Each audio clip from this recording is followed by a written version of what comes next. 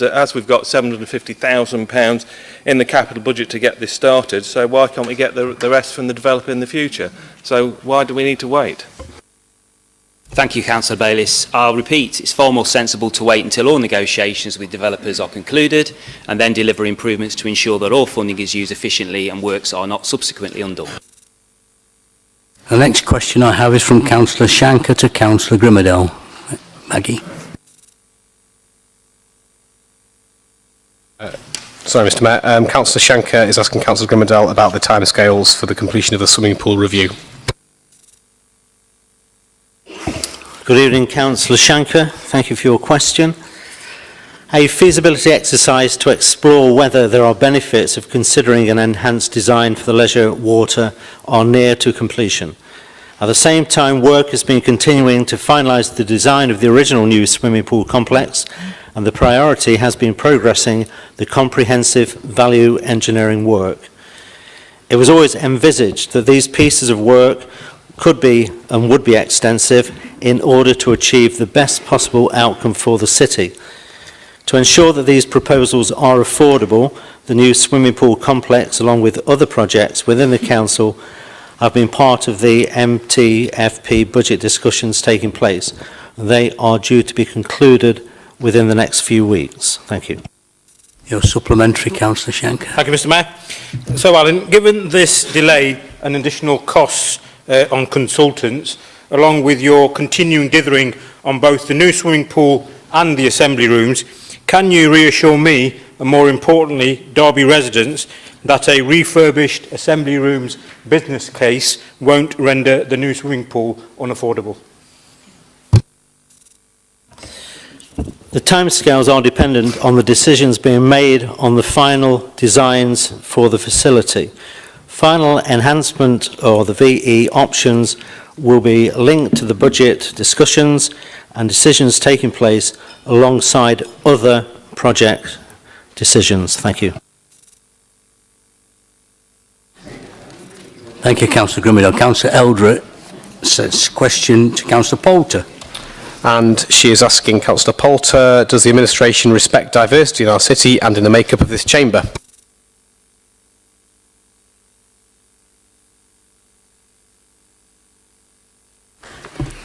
Thank you, Councillor Eldred, for the question. Yes, we certainly do respect diversity, and we should all be very proud of what we have in place in the city, although there's always room for improvement. Coincidentally, tonight there are red ribbons for representing World AIDS Day on your seat to show our commitment, and yesterday, for the first time, we marked Transgendered Remembrance Day by raising the trans flag. It's for each political group to take responsibility to make sure that their councillors come from a range of backgrounds reflecting equality in Derby. Thank you, Councillor Poulter. Councillor Eldred.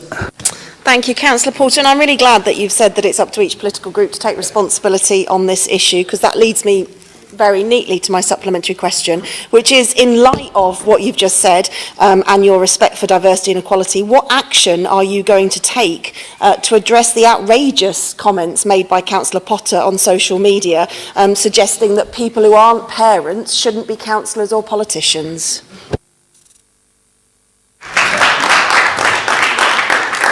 I'm sure if you care to ask Councillor Potter, Potter even, to explain his remarks, he's perfectly able to do so.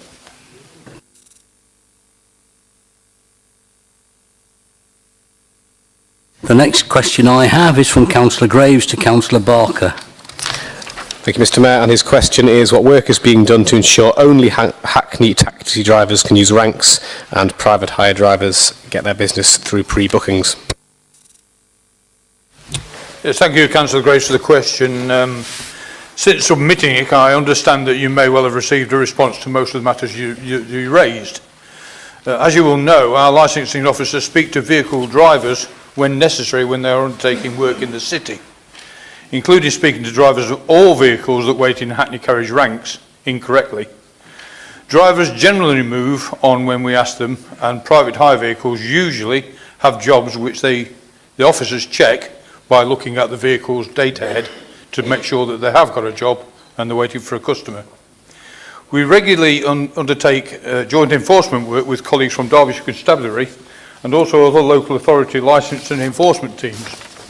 Also, information about incorrect parking is regularly reported on to parking services. In relation to private hire bookings, with the advent of new technology, telephone calls are not the only way that this can be done. All private hire bookings must be pre-booked. If they are approached directly by a customer, they cannot take a booking nor deliberately indicate that they are available for immediate hire.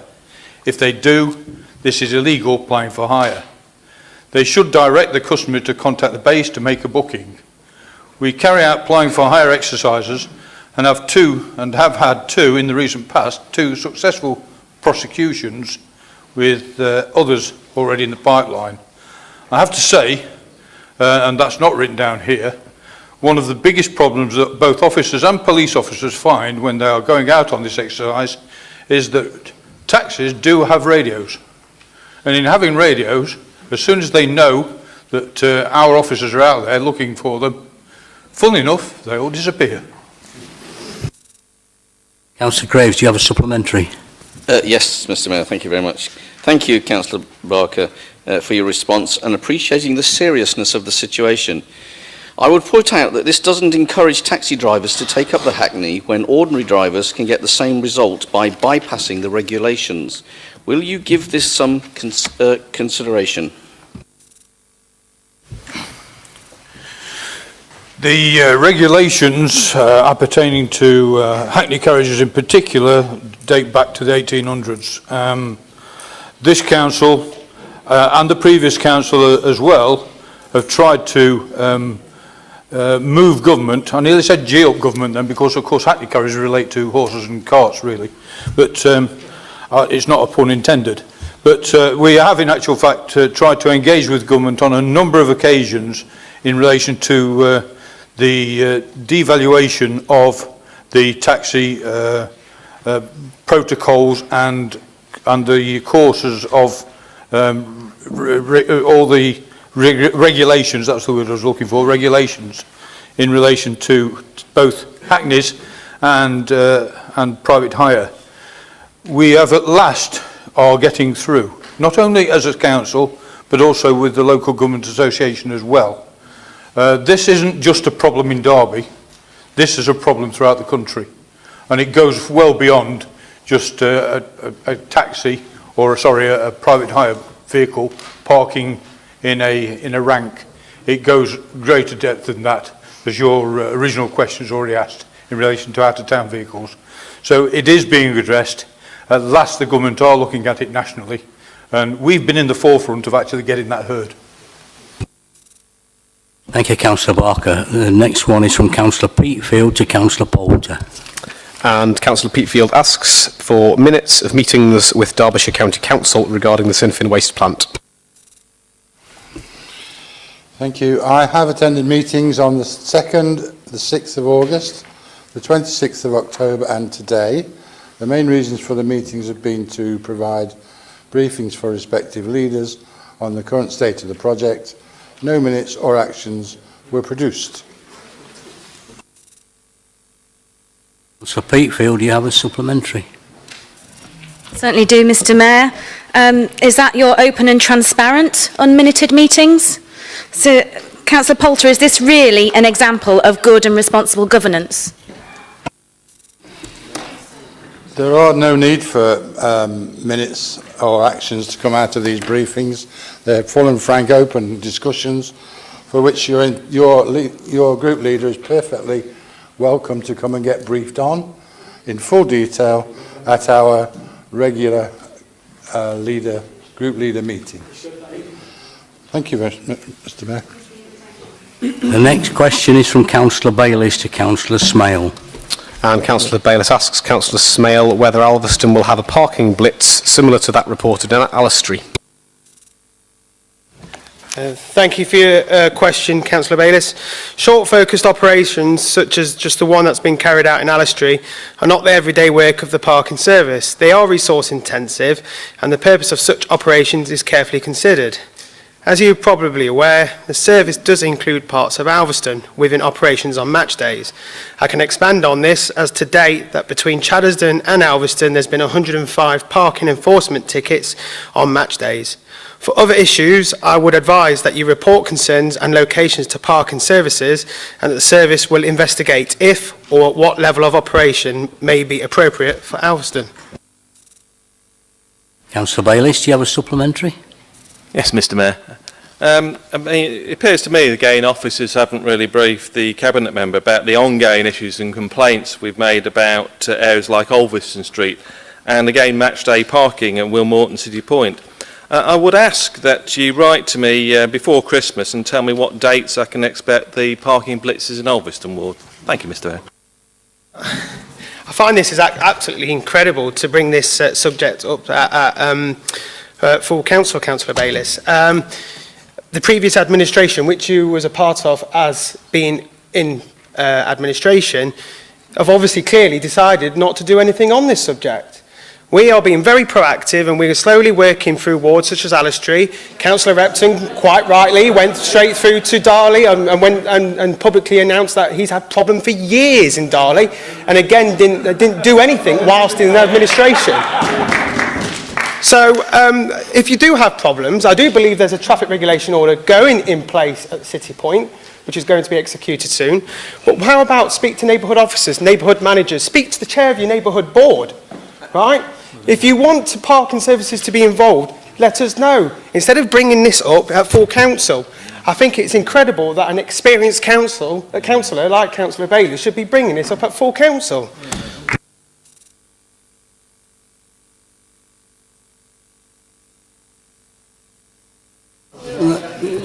Quiet, please. The last one I have is from Councillor Pegg to Councillor Holmes. Yes, final question, Mr Mayor, and Councillor Paul Pegg asks Councillor Matthew Holmes how refurbished assembly rooms will attract people and investment and support our economy compared to a purpose-built performance venue. Thank you, Councillor Pegg. The assembly rooms has been closed since the fire in March 2014, creating a negative impact on the city centre economy and a huge gap in our cultural and nighttime offer. The refurbishment of the assembly rooms will deliver enhancements and improve the flexibility of the venue. That would mean we can reopen this key facility much more quickly than we could if we demolished the venue and adjoining car park and then proceeded to build a new facility. This will attract residents, visitors and investment and support the city centre economy. Thank you, Councillor Holmes. Councillor Pegg, do you have a supplementary? Yes, I do, Mr Mayor. Councillor Holmes, we all know that our officers think the refurbished option is absolute nonsense. However, can you share with us what business community, namely the Renaissance Board, think about your half-cooked refurbishments plans, please? I think I'll answer that, Councillor Pegg, that I don't recognise that description of what we're developing here. I look forward to the assembly rooms proposals being taken to scrutiny, which I'm sure you'll have your say along with other councillors, and then taken before Cabinet in due course for a decision. Thank you, Councillor Holmes. Be quiet, please. The next item on tonight's agenda is a minute extract from the Licensing Committee meeting held on the 8th of November. Are we all happy that we can accept this minute extract? Do you want to speak on it, Councillor Barker? Only to move the motion. Only to move the minute, Mr Mayor. You have a seconder? Councillor Holmes, thank you. Are there any dissenters? Any wishing to speak? No, all those in favour? That's carried.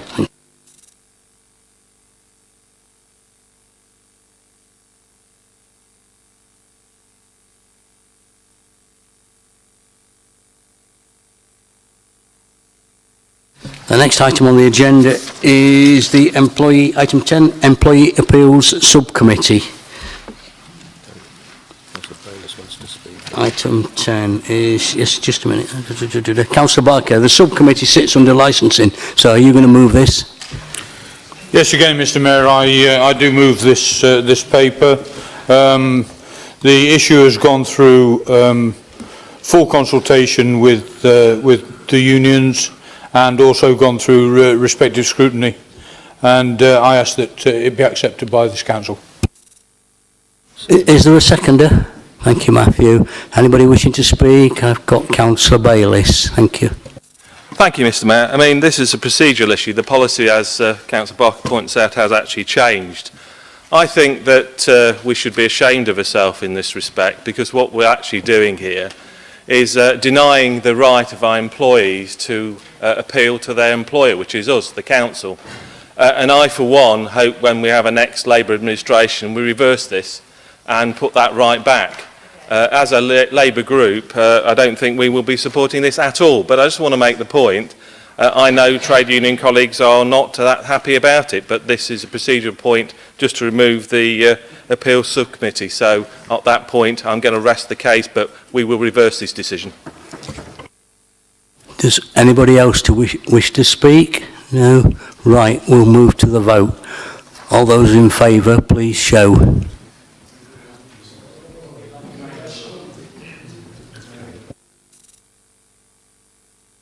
Those against? That is carried.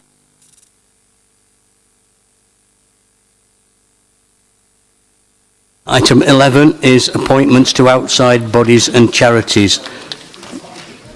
Shush.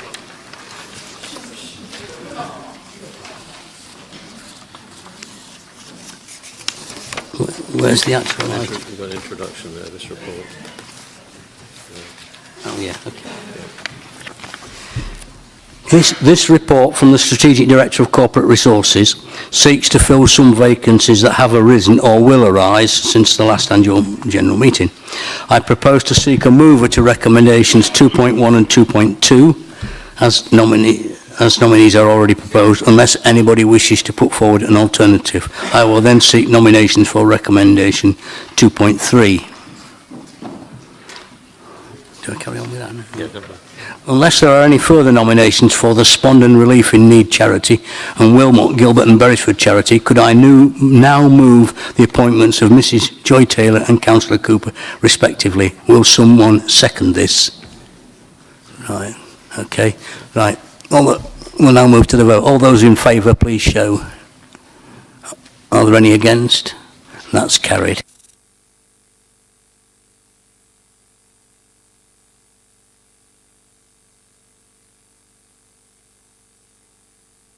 To recommendation 2.3, are there any nominations for the vacant role on the Derbyshire Community Health Services NHS Foundation Trust?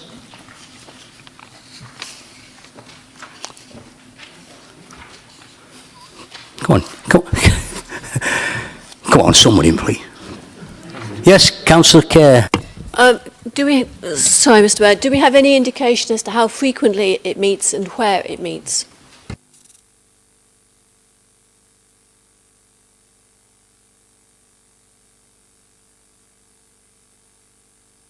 I'm hearing quarterly, Councillor Kerr. And Ripley. And location? Ripley. Ripley.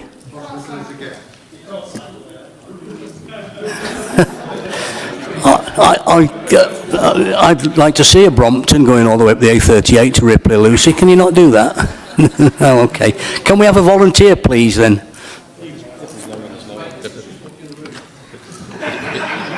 You don't have to do a nomination. If So, all right.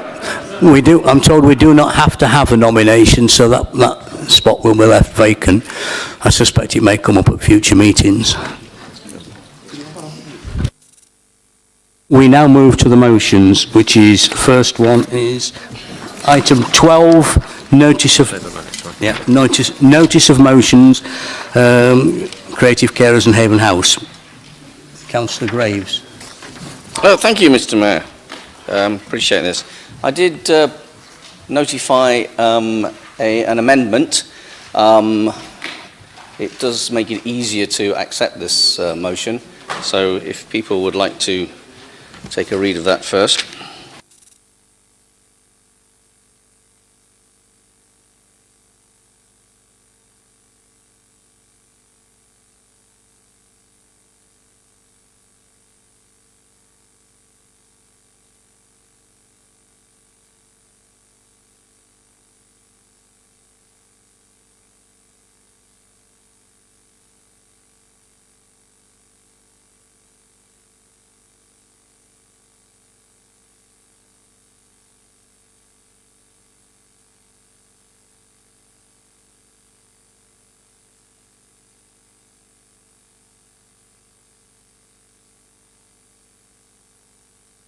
Right, if you've all had a chance to read it, Council needs to accept, we won't take a vote on this, we need to accept that the motion as altered is acceptable for debate, and then we'll move straight on to the debate. What is the view? Yes, Councillor Webb. Mr Mayor, can I say that this does not change the intent at all of this motion? The Council is not in a position to provide grant direct to creative carers as it would breach our procurement rules. So what is being asked for is not legal. We're not having a debate.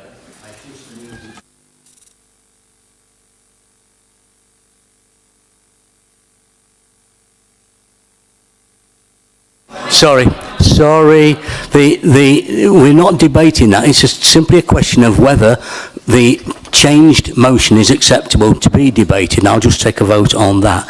Do all those in favour of taking the motion as changed? Sorry. Mr Mayor, would it be not appropriate for the Section 151 officer to make that decision or comment on that decision? I'll need to quote Council Procedure Rule. Under Council Procedure Rule 53, a member may alter a motion of which she has given notice with the consent of the meeting. So the alteration requires the consent of this meeting. Then you go on to debate the altered motion. But CP 53 says the meeting's consent will be signified without discussion. So it's a question of voting for whether you are prepared to have the altered motion debated.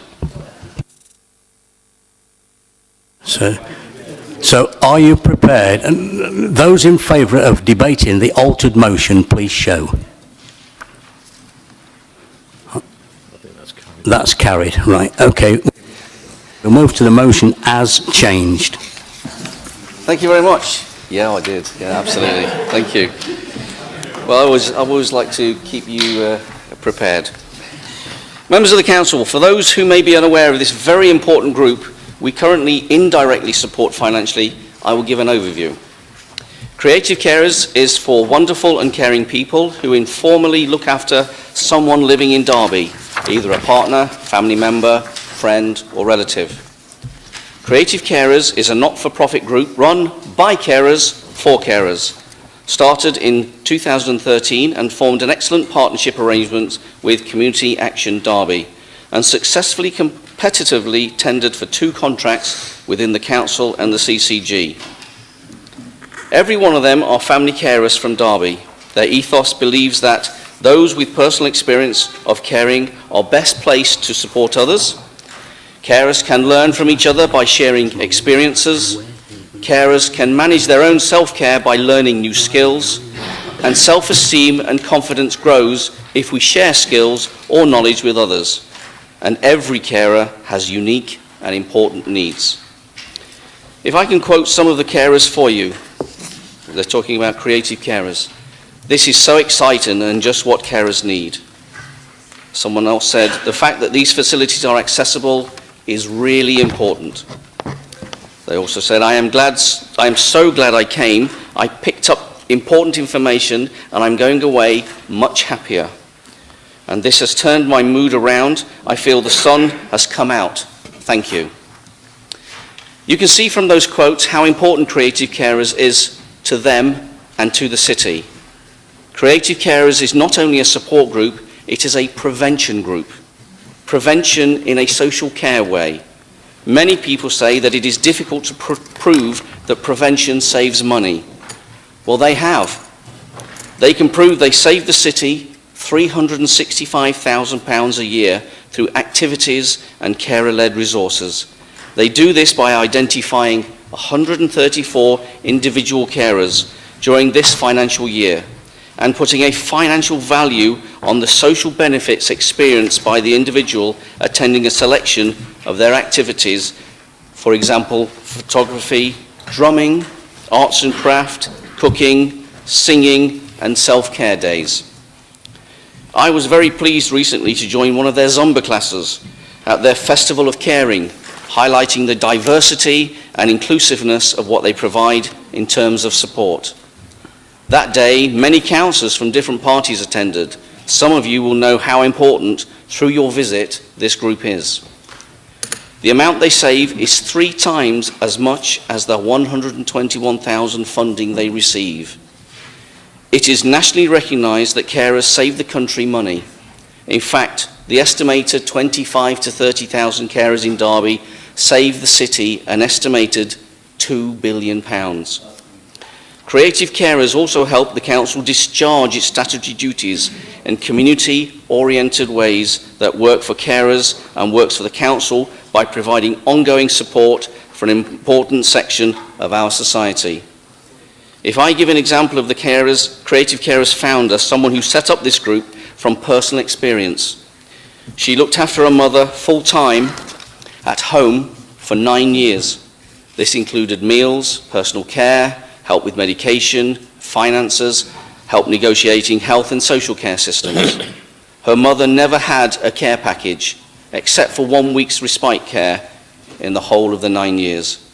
Instead of the carer juggling work and caring, paid care workers had to visit the home 4 times a day for 15 minutes each. Assuming payment of £20 an hour, that would be £140 a week, £7,000 a year. Over 9 years, that equates to £65,000. Well, instead of being at home, looked after by her daughter, her mother had gone into residential care. That would have been a whopping £270,000 for 9 years. If you extrapolate the same calculations for just 10 carers in similar circumstances, there would be a saving of £655,000. If the care was still at home, or 2.7 million if in residential care. The city would clearly struggle without unpaid support provided by family and loved ones, and without this carer-led resource to bolster and support those carers to carry on caring. Creative Carers works from a Haven House on Charnwood Street and is a dedicated space for carers. It is run by carers for carers. Activities here include a community cafe, a variety of arts and crafts, games, books, a chill space, a kitchen for social lunch events and for cookery sessions, including healthy eating and cake decorating. There's a quiet space, a blue room, a calming space where carers can have counselling, prayers, meditation, massage, or just take 5 minutes out of a busy and stressful day. A training or meeting room, and there's also space for yoga and dance. Creative Carers also work closely with other organisations such as Making Space, Age UK, Transition 2, Headway and Umbrella. Recent communications state that Creative Carers contractually is a good service and always achieves its targets. From a professional aspect, it is recognised that there is a significant element of contract delivery which is not direct service delivery, but is fundamental. So why is this a problem? Why are we as a council finding it difficult? As the proposer, I can only go by what information I am given and what I seek out. Members will know that I am critical of people when I feel there is justification. I know it irritates those who come under that criticism, but as I say, the truth and reality sometimes is irritating. I have spoken to Councillor Webb about this briefly, and briefly he explained his, or rather the council officer's position. From that brief discussion, I asked if he would be happy for a meeting with me and the Creative Carers, and he indicated he would be. I therefore sent an email, not directly to Councillor Webb, but he was copied in, and on the 24th of October requesting such a meeting. Unfortunately, I've had no response, and hence this motion. I have also heard that the Labour leadership have also been silent on this issue, yet Creative Carers' own website shows several Labour councillors in their photos, including Councillor Pegg and Councillor Repton. Even Margaret Beckett is featured. So to the problem. Creative Carers funding is not direct. It is part of a bigger grant that goes to the Community Action Derby. It is they that hold the contract. I think Councillor Webb sort of highlighted that. That is the technical issue, and the one that Council hangs on to, saying they cannot support within the contract. However, it can be demonstrated that Creative Carers directly delivered the contract to service users.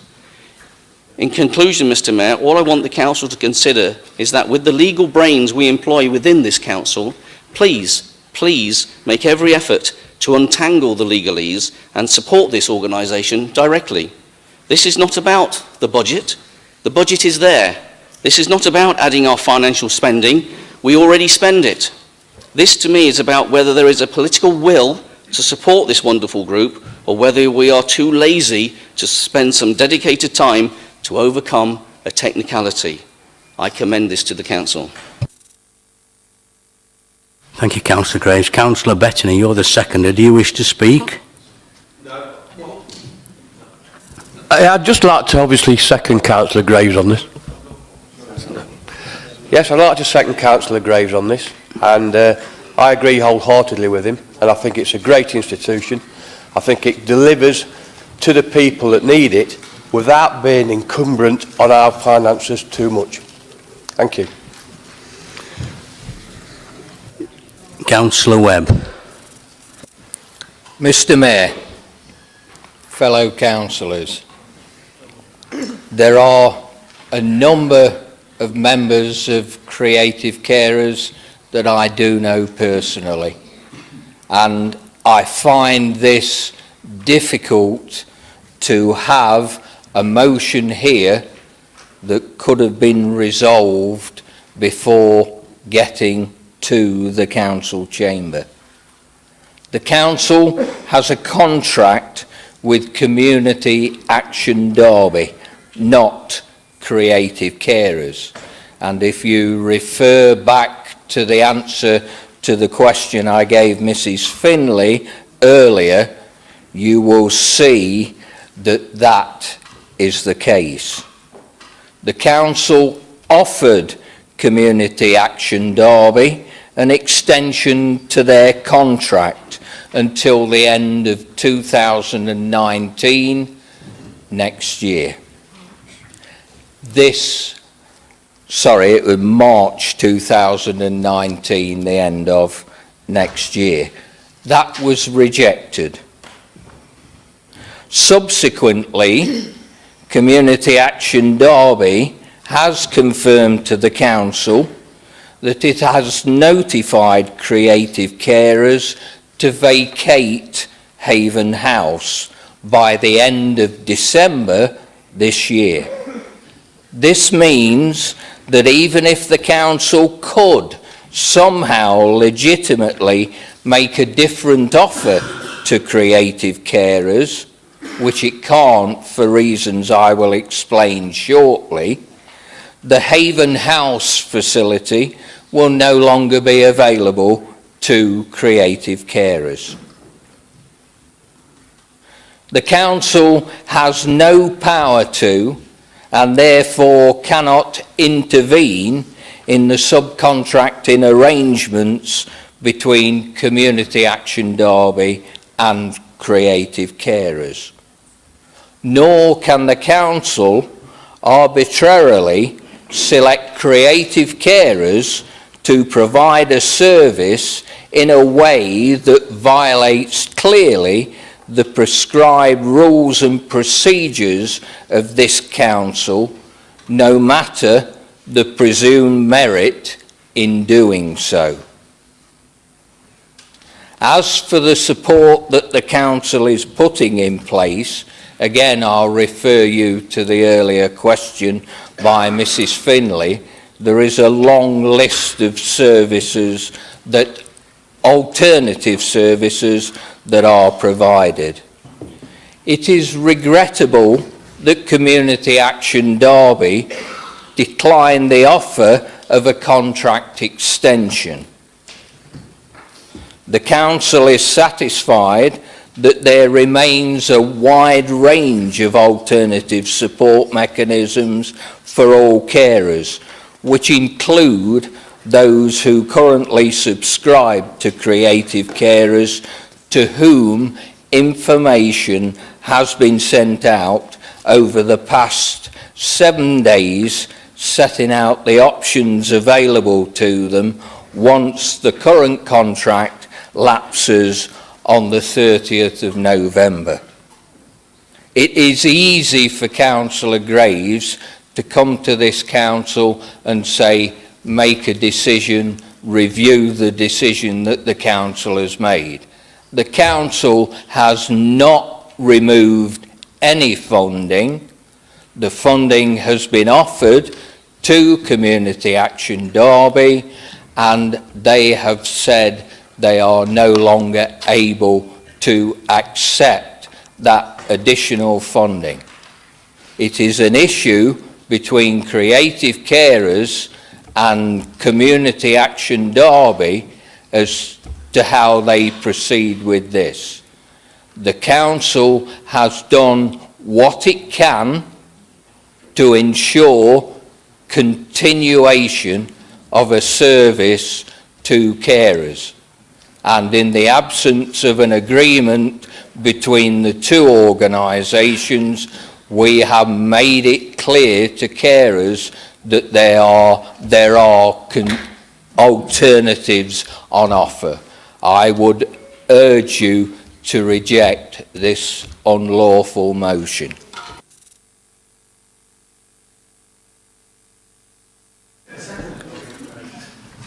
Does anybody else wish to speak? Councillor Graves, you have the right to sum up. Thank you, sorry? Mr Mayor. Sorry, I beg your pardon. Sorry, Councillor Graves. Councillor Audit wishes to speak. I was sorry, Mr Mayor, I was slightly mesmerised by Councillor Ebb's ability to keep so precisely to 5 minutes that I lost myself for a minute there. I just kind of want to say that there's absolutely no doubting, and the Labour Group doesn't doubt, the excellent work that all carers in our city do for some of our most vulnerable residents. And as Councillor Grave has outlined, not only saving the authority millions and millions of pounds and possibly billions, but also providing a vital resource within our communities. And having visited creative carers and unfortunately not having witnessed Councillor Grave doing Zumba, but having visited creative carers and met some of the people there, we were absolutely, hugely, enormously impressed by the amazing work that the carers do, but also that creative carers do. And, the difference that is made to the daily lives of carers by having this support available is key. And absolutely, we have to ensure that that support for carers is available in the city. There is no question that given the enormity of the role that they undertake, given the stress that's involved in doing that work and potentially the isolation of being a carer, that we have to make sure that there is care and support available. We also, though, have to, obviously make sure that we operate within the public contracts regulations, which is, our version of the EU procurement law, and that everything is complied with. And so, this is a really difficult issue, I think, because I don't think there's anybody in this chamber who would say that the work of the carers is not important. And if there is ever an opportunity to review a decision and maybe look at a different approach, then I think, we should take that opportunity and we shouldn't rush to a judgment on something without considering all of the options carefully. I do kind of question why the motion's been altered, and maybe Councillor Graves will mention in his summing up why he's decided at this juncture to, in essence, weaken his original motion and call for a review rather than direct funding, which was the essence of the original motion. But maybe he can reflect that in his summing up. So I just wanted to add that contribution to the debate, Mr Mayor. Yeah, Councillor Eldred. Councillor Kerr. Thank you. I too have had conversations with people who are carers and have received very positive support from creative carers. And I like the way that it has worked so closely with carers and embraced the need for carers quite often to bring the cared for with them into the location, and so therefore it's an activity that can be a shared activity for both the cared and the cared for, the carer and the cared for.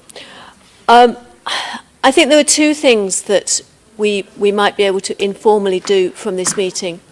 The first is to learn from this experience. I don't think there's anything we can do formally, but I think we can learn from this experience to see, are there any things that we as a council could have done differently, maybe in terms of timing.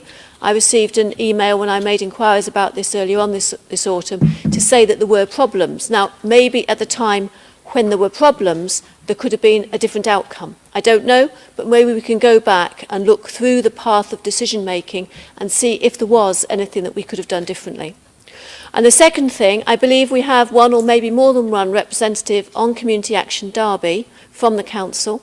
I don't know who they are, but they might know who they are.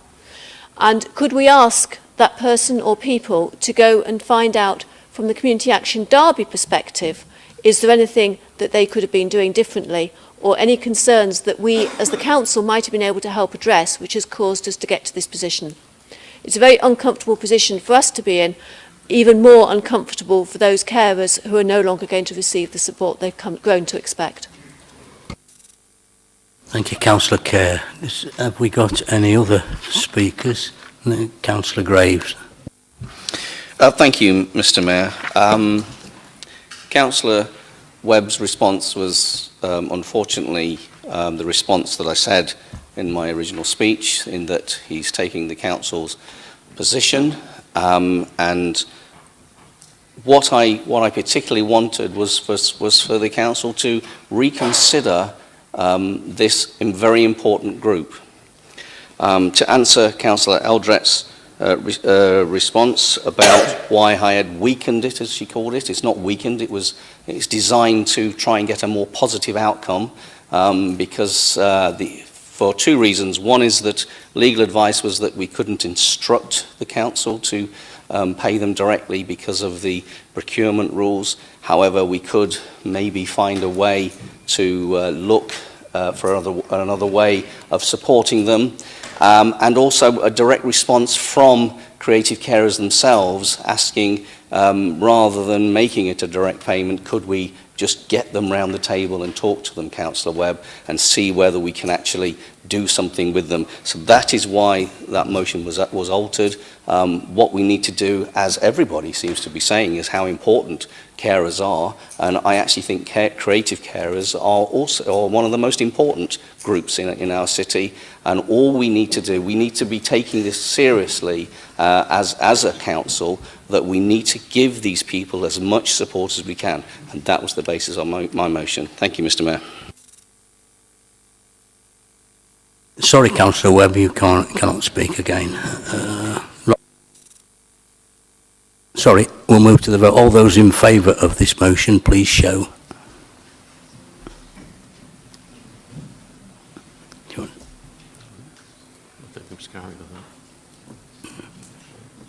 Hang on a second. 1, 2, 3. 1, 2, 3. Are all the Lib Dems? Can you ask? I've only got 2 there, isn't it? 2, 6. 3. There's 3 Lib Dems. There's 3, is there? Yes. Yeah. Ashburn is not there. No. Correct. 3, 6, 7. 28. It's carried, isn't it? 25, 28. The motion's carried. Yeah.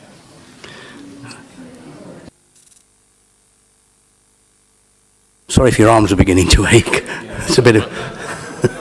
We think it's 28-4. 28-4. That motion is carried. Thank you.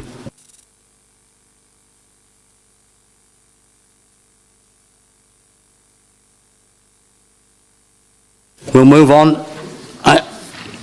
Item 13, notice of motion, modern slavery. Councillor Hazelgrave. Thank you, Mr. Mayor. Mr. Mayor and fellow councillors, the recent convictions in Nottingham Crown Court in relation to offences committed in Derby under the Modern Slavery Act 2015 make this motion very topical and therefore timely to be brought for the reasons set out in the body of the motion. This Act of Parliament made provision about slavery, servitude and forced or compulsory labour, and about human trafficking, including provision for the protection of victims. I am sure that we all are in deep gratitude, Mr. Mayor, to the Right Reverend Bishop of Derby, Alistair Redfern, who is a member of the House of Lords, chaired the Parliamentary Commission on Modern Slavery and Human Trafficking, the findings of which led to the introduction of the Act by Theresa May, who was then Home Secretary. Bishop Alistair is recently retired, and I'm sure we all wish him a happy but active retirement, with our immense thanks for all his efforts and pastoral leadership during his ministry as Bishop of Derby. The evils of modern slavery and human trafficking remain a major diocesan concern, and I am pleased to report that the Venerable the Archdeacon of Derby, Dr. Christopher Cunliffe, is with us tonight in the public gallery. The fact that there was a parliamentary commission which led to the Modern Slavery Act in the second decade of the 21st century speaks volumes about how the UK has changed and how vigilant we must all be to trends in society which leave people vulnerable and likely to be prey to exploitation. I am sure that many residents in Derby were dismayed to find that this was happening under our very noses. It's absolutely certain this was not an isolated one-off case. The Charter has already been adopted by somewhere around 50 councils across England. I must make it clear that these councils have varying political administrations, Surrey County Council being an example of one with a Conservative administration. I would like to make it crystal clear that Derby City Council already does a great deal and takes its responsibilities very seriously with regard to both modern slavery and human trafficking. There is a detailed briefing paper on the iDerby internal web page available to all employees and councillors. It is well structured and very readable. I recommend it to all councillors as their involvement in their communities can be one more resource deployed in detecting and combating these crimes. I'll just cite here one example from the briefing paper in the opening myth-busting section. Myth: sex trafficking accounts for most cases of modern slavery. Fact: most of the people in slavery work in industries such as food packaging, agriculture, fishing, construction, manufacturing, mining and domestic work. As I shall demonstrate, the Council's procurement policies and current procedures, with some slight tweaking, can easily be brought fully into line with the Charter. Work on identifying employers, if that's the right word, who may be involved in illegal activities covered by the Act of Parliament is ongoing and involves the sharing of intelligence within and among council directorates, along with an already robust procurement policy. Mr Mayor, you may ask, in the light of this reassuring information on the Council's already extensive and proactive work, why it is necessary to adopt the Charter. In response, quoting from the motion, as an entity, the Council is one of the largest businesses in the city, and the adoption of the Charter will send a clear, reassuring message to its residents and other businesses of all sizes that any instances of the despicable and wholly illegal exploitation of vulnerable people will be actively sought, pursued and prosecuted. It also sends a clear message to anyone considering setting up and engaging in these crimes within the city, along with a clear message to those here and now involved that they will be sought out and prosecuted.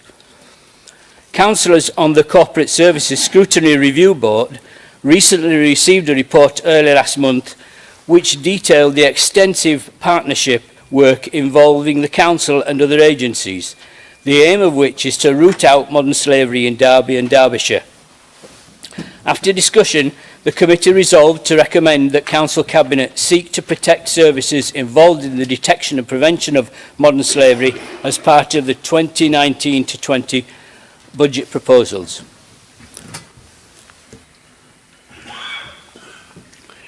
This is an excellent example, by the way, of how scrutiny committees, largely composed of backbench councillors, can feed into the decision-making process from an informed and reasoned standpoint. The whole briefing can be found in the public domain as item 8 on the agenda of the Corporate Services Scrutiny Review Board held on the 4th of October this year. Having done quite a bit of research into the Council's present policies, procedures and practice, with full support from officers, I can report that full compliance to the Charter would involve the following. Clause 1. The Council has its own internal course on modern slavery involving e-learning and face-to-face. The proposed CIPS course costs £38 per person, but would generate some saving as the CIPS course would eliminate the need for face-to-face time in the existing training. Clause 2. Not currently included in tender documentation, but could be incorporated. At present, any tenderer with a turnover of 36 million or more must answer questions about their compliance with the requirements within the requirements of the 2015 Act. Clause 3. All abnormally low tenders are challenged. No change in current procedure is needed. Clause 4 can easily be incorporated into tender documentation.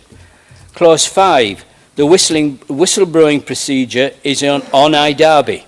The procedure does not at present refer to modern slavery, but a signpost to a named officer, the Cohesion and Integration Manager, who is the Council's lead on modern slavery, could be added in the contact section, which already has specific named contacts for safeguarding.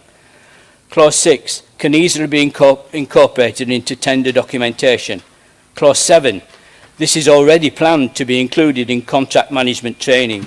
Clause 8, all risks identified are currently referred to the Cohesion and Integration Manager, the Council's lead on modern slavery issues. Clause 9, at present, referrals would, as a matter of course, go to the Cohesion and Integration Manager, so this item is already in compliance. Clause 10. This does not happen at present, but could easily be incorporated into the envisaged annual report to full Council by the Chair of Audit and Accounts. In summary, as demonstrated, very few changes need to be made to fully comply with the Charter. I beg to suggest that the tracking of what needs to be incorporated sits clearly in the domain of the Audit and Accounts Committee, which can be reassured that in a timely fashion the Charter has been fully subsumed into Council's policies and procedures. Reporting to full Council any areas of concern they may have in relation to the timeliness of implementation to ensure full compliance. Given the already excellent work the Council is doing on this, I don't envisage any problems. And now, Mr. Mayor, out of respect to the victims, I must at least relate one victim's story, the story of Elvira from the Philippines, who was trafficked into domestic slavery in London. So these are Elvira's words. When my husband became very sick and I couldn't work, I used an employment agency to find me work abroad. I was sent to Qatar, but the family were cheating me, paying me less than agreed in my contract and refusing to give me a day off. I called the agency in the Philippines for help, but they never answered. I had to send money back to home to pay for food, school fees and medicine. I fought with my employer about my salary, but he would say, "Your contract is just a piece of paper." A year passed. Finally, they said they'd let me go home if I went to work for one of their sisters who worked in London. My employer flew with me, and when we reached Heathrow, the immigration officer just asked my employer what I'd be doing and let us through. The sister lived in a flat near Harrods. I had to work all the time without a day off, and I slept on the floor by her bed. She'd shout at me, saying I was stupid, or calling me a dog in Arabic. I was rarely allowed outside the house, and only with her. I was given just a piece of bread and cup of tea for the whole day. I became emaciated. I felt like a slave, like I was in prison. I wanted to run away, but they had my passport. Mr. Mayor, I can report that Elvira's account ends with how she was very fortunate to escape from this living nightmare and find support. This is just one story. There are many, many more. It's a worldwide phenomenon to be found in developed countries as well as those in development. It is very pleasing to report that the whole process of how victims are supported and their entitlements in this will be strengthened by some amendments to the 2015 Act, with the second reading of the amendment bill in the House of Commons scheduled for later this week. It passed its first reading there without debate. In Derby, the Jacob's Well charity provides enhanced support to victims of modern slavery and survivors of human trafficking, as the City Council is a pilot authority with the Home Office on this. I'm sure I speak on behalf of all here when I extend to Jacob's Well our immense thanks for carrying out this work with people who have been rescued from the most appalling plight, the effects of which are and will be profound and protracted. Modern slavery and human trafficking in Derby, certainly in terms of detection, is on the increase. In 2012, one victim of modern slavery was identified in the city. In 2017, this figure was 53, and in 2018 there have been 60 victims identified by early October. The rise in detections may well be accounted for by the fact that a greater spotlight had been placed on the issue following a series of high-profile operations. Finally, Mr Mayor, before summarising, so almost finally, we have our part to play as councillors or members of the public in identifying possible places where this is taking place. The gathering of intelligence from many sources can trigger deeper investigation. If you have suspicions about a business or service, if you think there's something not quite right concerning the price for a service, if you think activities at a certain address in your locality, be it a business or a private dwelling, please do not hesitate to contact the police via the number 101 requesting Operation Wilberforce. You can do this anonymously if you are more comfortable with that. Your action, a simple anonymous phone call with info for Operation Wilberforce may open the door to an investigation and to freedom and support for victims. So, Mr Mayor, in conclusion, this motion seeks to give prominence to an issue that is under our noses here and now in the city. At the same time, it seeks to highlight the coordinated and productive work combating this evil already being undertaken by the Council, its officers and councillors, the Derbyshire Police through Operation Wilberforce, set up to flesh out the Police and Crime Commissioner's designation as a high priority, the combat against modern slavery and human trafficking. It also highlights the support for victims and survivors by Jacob's Well. It seeks to reassure the residents of Derby that we will do all we can to stamp this out. If adopted, the Charter will enhance the Council's policies and practice, building on the excellent work it already does. It sends a clear message to anyone engaged in this in Derby and around that the clock is ticking, they will be caught. It tells anyone considering moving to Derby to set up an exploitative and wholly illegal business preying on the vulnerable to think again. We won't tolerate it here. It will be found out and prosecuted to the full extent of the law.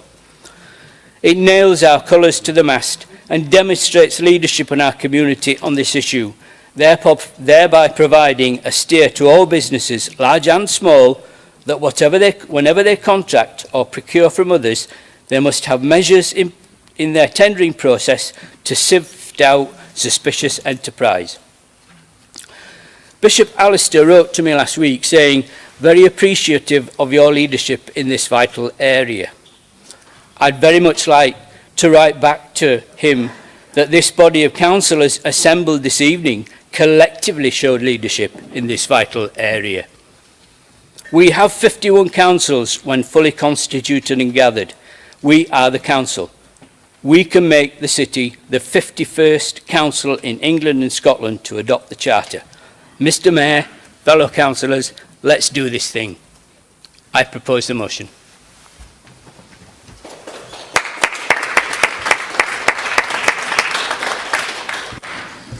Hang on a sec.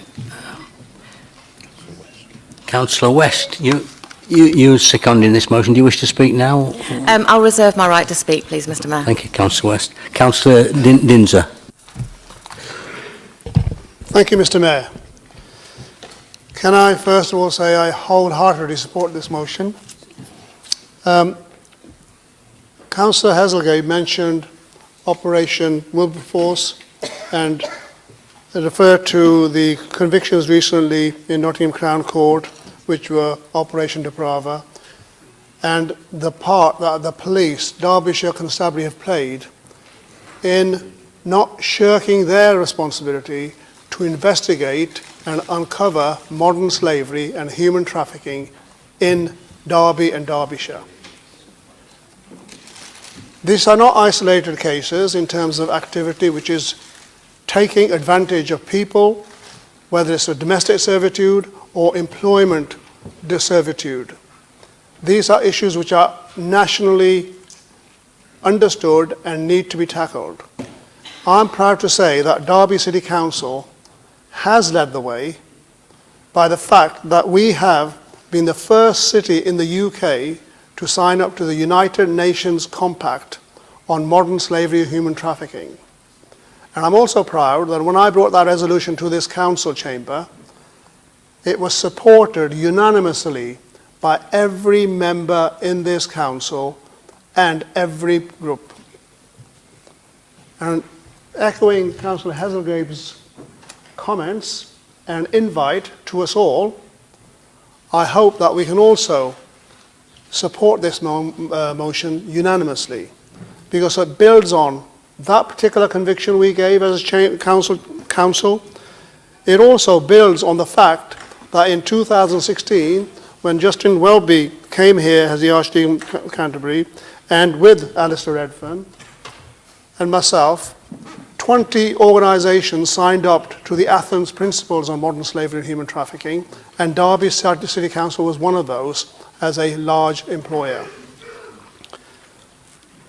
We need to consolidate our good record in terms of how we tackle vulnerability, modern slavery and human trafficking in this city, and give a strong message that we want to continue to develop our policies, our rules, our regulations, and our intent to other contractors who we may procure services from on the behalf of the people of Derby City. So I think this motion is welcome, it is right, it is focusing on building on what we have already committed to as a council and as a collective group of councillors from all different parties. So I would say support this motion. The charter that has been put forward in the way that Councillor Hazelgate has explained it, and how easily we can adopt it with some minor changes within our rules and regulations, is to be welcomed and is to be supported. Modern day slavery and human trafficking is not just about people being brought in this country from outside other countries, as the Crown Court case showed recently. There are many examples of people who are living in this country who are being subjugated to modern slavery, and there are many more that need to be investigated. So we need to send a clear message as a council that we will work with Derbyshire Police Force, the National Crime Agency, and other groups that are working to make sure that vulnerable communities and individuals in the city of Derby have a voice, have people on their side, and will help them to improve their lot and situation and not be enslaved in terms of employment or any other type of slavery. So I really commend and hope that this council and every councillor in this chamber today will support this motion and give a strong message, a united message to everybody out there who is there to sort of take advantage of people who are vulnerable and isolated and can be taken advantage of. So I commend this motion wholeheartedly. Thank you, Mr. Mayor. Thank you, Councillor Dinser. I have now got Councillor Barker. Thank you, Mr. Mayor. In responding to the motion, can I firstly say that my fellow councillors in the Conservative group wholeheartedly support the thrust of the concern in relation to the evils of modern slavery. In doing so, we welcomed certainly the legislation that came into place in 2015 that Councillor Hazelgrave has referred to, the Modern Slavery Act. And certainly, yes, we did give our support to the United Nations Compact in this very chamber. We have also closely worked with Derbyshire Constabulary, as Councillor Dinser, obviously, in relation to his position at this moment in time, in relation to the Operation Wilberforce, and it has shown that within this city, that cooperation, that operation and partner agencies have in actual fact brought about a stamping out of some of the evil that this practice brings about to our society through, of course, the prosecution in Nottingham, which is only a matter of weeks ago now. Turning to the thrust of the motion, I am pleased to acknowledge the principles and and understand the reasons why the Cooperative Party's Charter Against Modern Slavery has been published.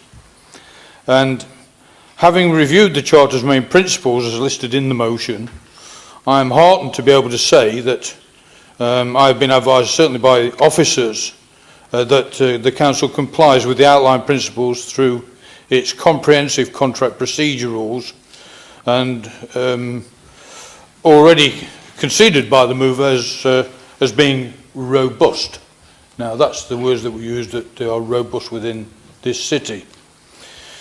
Procedures in the Council are based primarily on law, not least, and we've already mentioned it, taking cognizance of the Slavery Act of 2015, the Human Rights Act of 1998, SIPFA procedure guidance in relation to the financial administration, and a host of complex European legislation which has differing rules for differing values of contrast in a step process in relation to numbers of people, monetary issues and everything which we all, as a unitary authority, have to deal with as a council.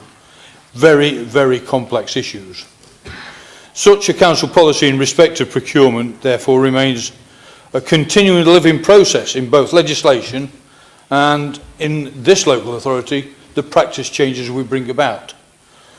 Therefore, to that end, we would not dismiss the charter that's come from the Cooperative Party. But it's very difficult for me to recommend to Council at this moment that we actually accept the motion as it stands. It's not unreasonable to expect that we need to accommodate the thrust of the charter, the process of the charter. It's difficult to do so in its entirety because of the complexities that we as a council have in our procurement rules. It, however, does, as I say, it may conflict with the council overarching obligations in law as a statutory body with that unitary status. In asking this of council, Councillor Hazelgrave prints a grave picture, and I'm sure that none of us here, it's uncomfortable to hear those stories. It is a very sad, a very difficult, a very despicable area of crime that we have in this society now. But in asking council to already, with our policies as they are constantly being reviewed.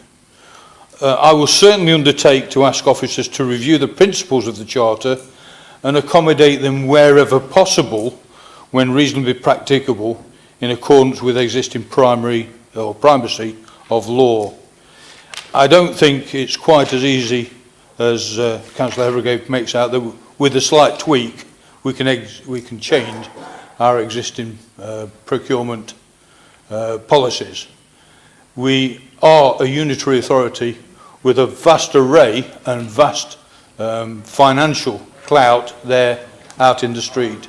And so therefore it is not that easy to change our law. Your time's up, mate. Sorry. So I cannot, however, accept that we incorporate wholesale as argued. Your time's up. And I ask that we please reject the motion. Look, sorry.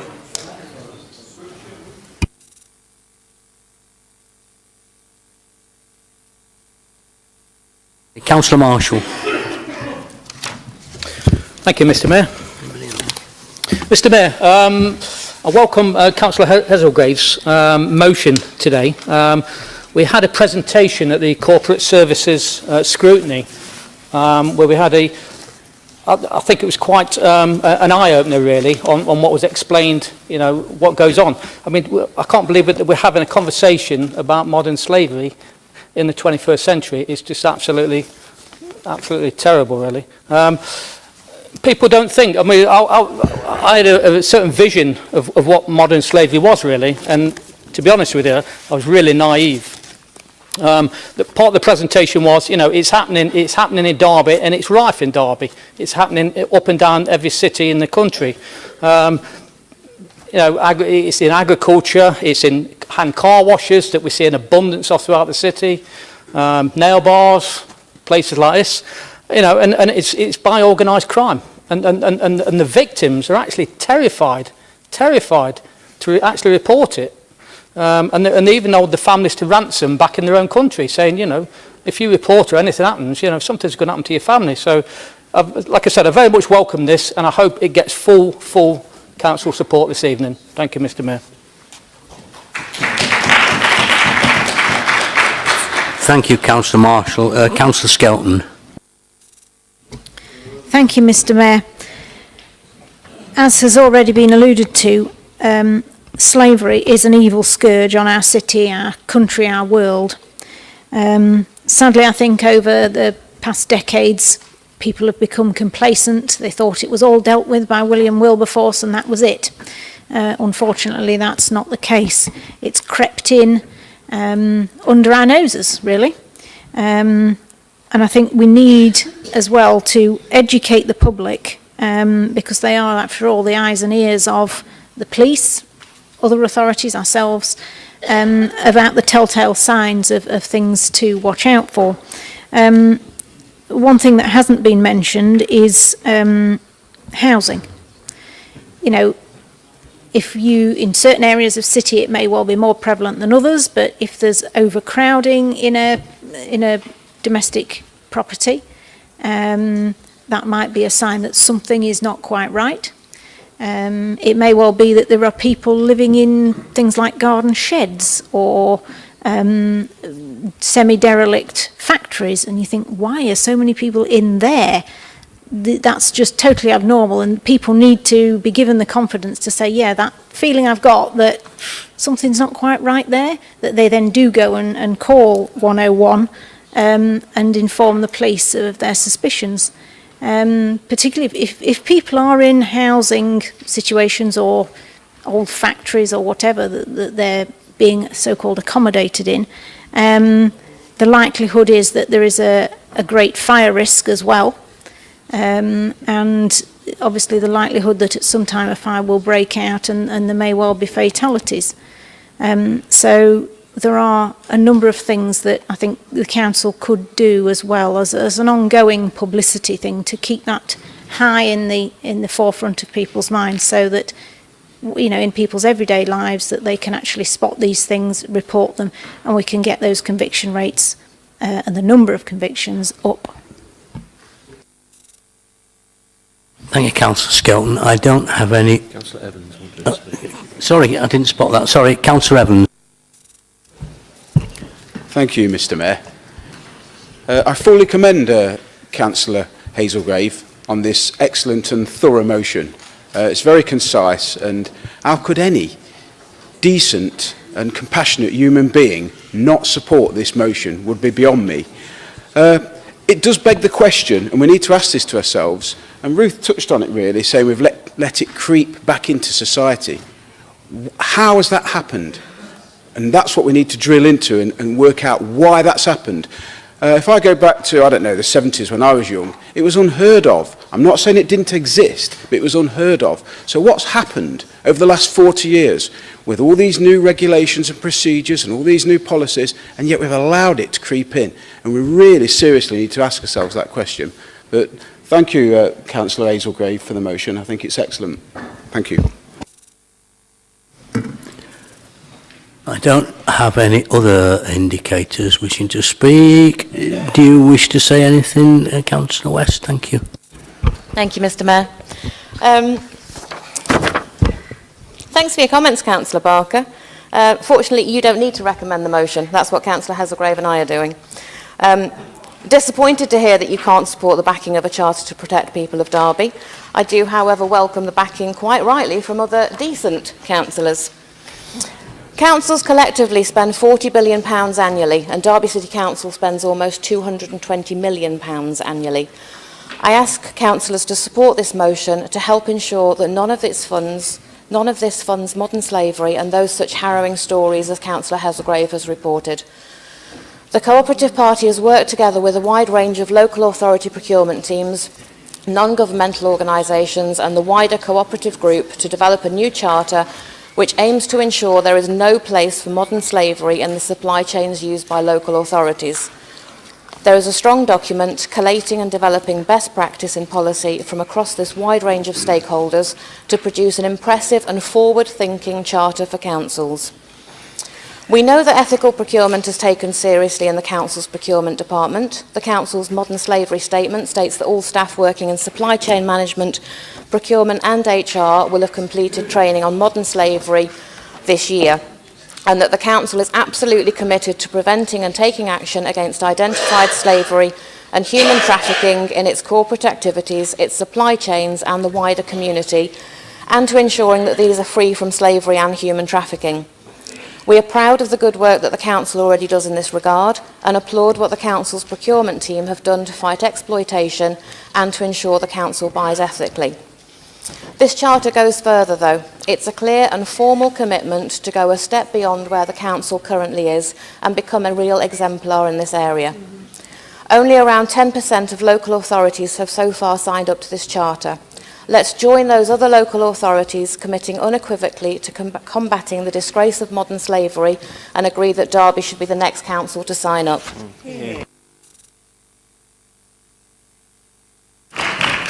Thank you, Councillor West. Councillor Hazelgrave, do you wish to sum up? Yes, Mr Mayor, I do indeed.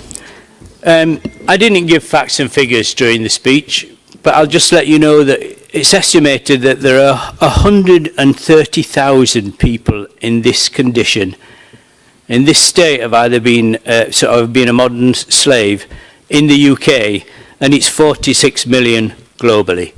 And of those 136,000 children in the UK, some, and we don't know how many, are children. Now, we were told that the Council is too complex to accommodate the Charter. I can assure the Councillor Barker that the advice about tweaking, as he calls it, and I called it as well, came from a very senior officer who looked into it for me and was very supportive. We need to educate the public. It's a bit of a pusillanimous response, a timid response, and it gives the wrong message to say you don't support it. Councillor Barker, it's daunting to take on a leadership role, but the nettle of this scourge must be grasped. We need to nail our colours to the mast. Something might go wrong, and the blame culture will set in, but that's what leadership is about, taking risks. There are issues, maybe there are concerns, oh, we can't look into all the supply chains. We're worried about supply chains and it'll all come back to us if something is discovered. Well, companies like Severn Trent, Electricity North West, Aviva, Dixon's Carphone, and I could go on, people in construction, catering, fresh produce, property management and manufacturing, they've all signed up and said they'll do it. Why can't we do it?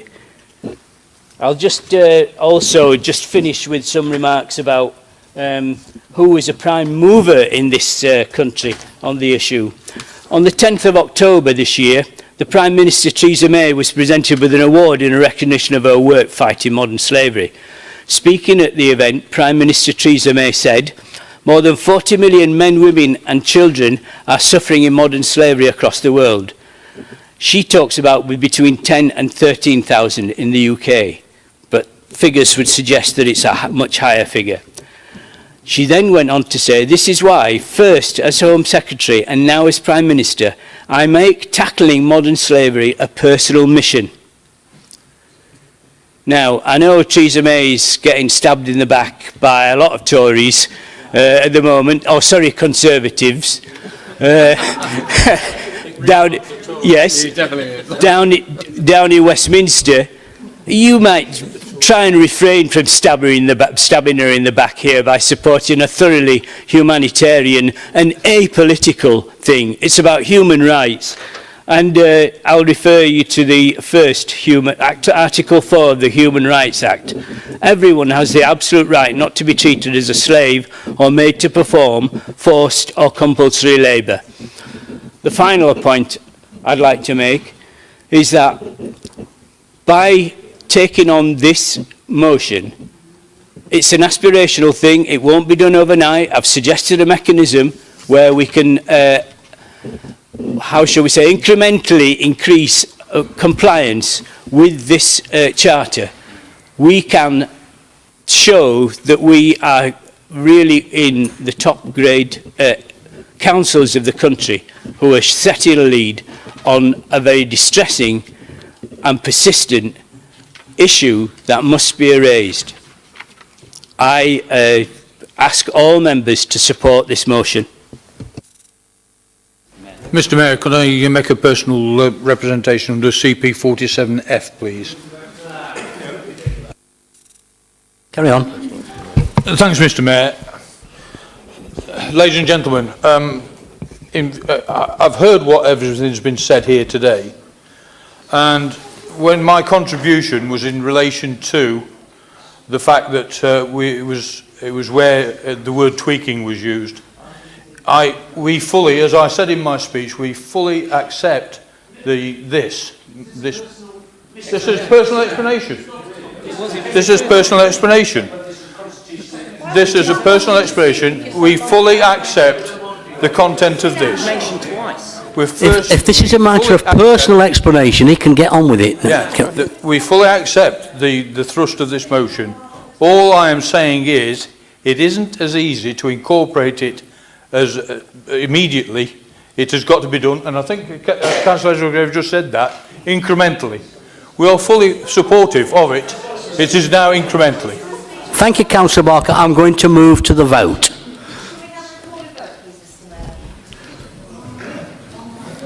There's enough for a recorded vote. Okay, that's enough. Yeah, right. We'll quiet, please. Quiet, please. Yvonne, shush. We're going to move to the vote, and we're having a recorded vote. All those in favour? Oh, sorry.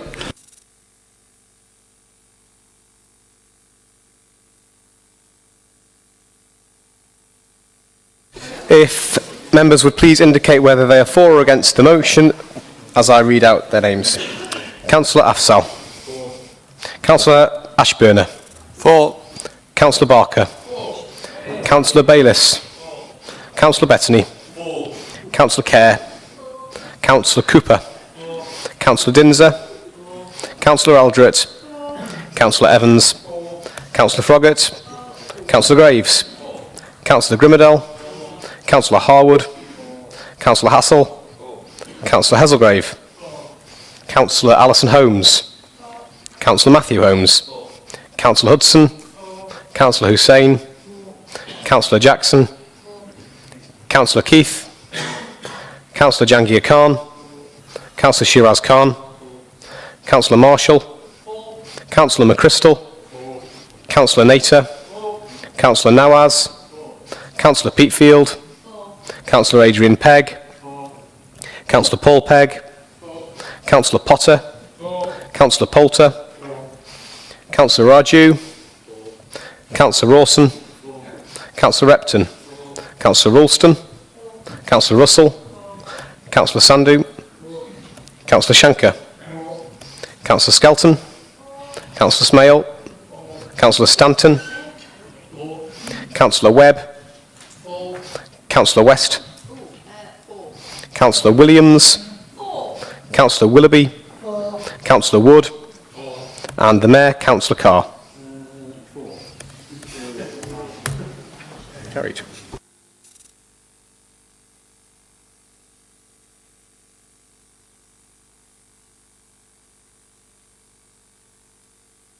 That seemed to be a lot of fuss about nothing. Right, we'll now move on to item 14, which is to be moved by Councillor Williams. Thank you, Yvonne. Thank you very much, Mr Mayor, fellow councillors. First of all, I would like to thank the Holocaust Memorial Day Committee, especially to Joe and to Russell, for helping me put in this motion. I know this is a very detailed and a historical motion. And to be honest with you, when I first heard of the Holodomor and Armenian genocide, I knew nothing about them.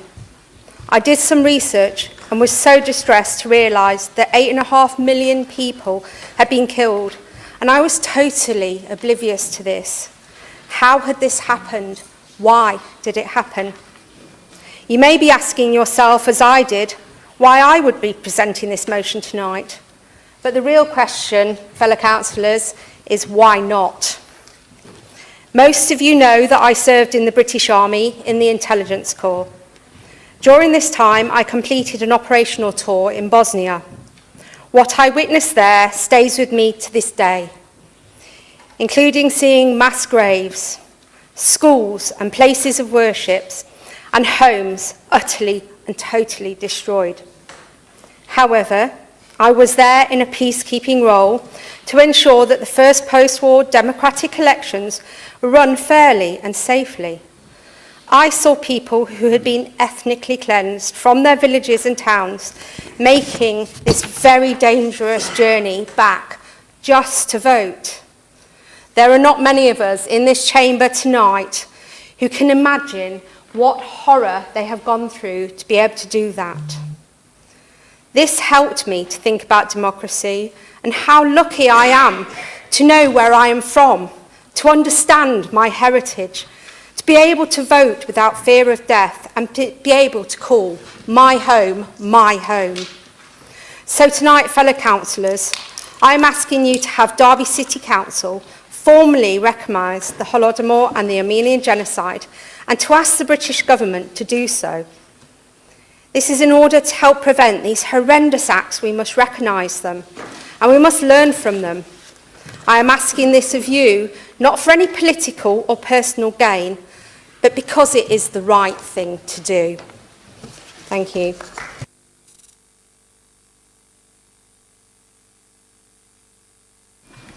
Thank you, Councillor Williams. Councillor Cooper, you're down to second this. Are you going to speak now? Or? Yes, Mr Mayor, I second the motion and I reserve the right to speak. Thank you very much. Councillor Dinser, and anybody else? Councillor Skelton. Thank you, Mr Mayor. On behalf of the Labour Group, I wish to wholeheartedly support this motion. The Holocaust Memorial Committee have done an excellent job over many, many years and decades in terms of highlighting genocide and targeting of vulnerable minority communities across the world.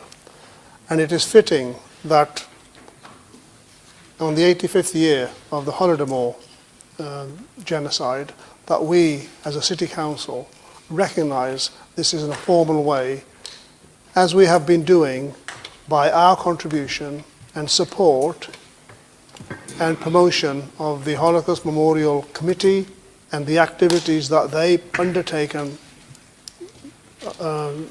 deliver every year.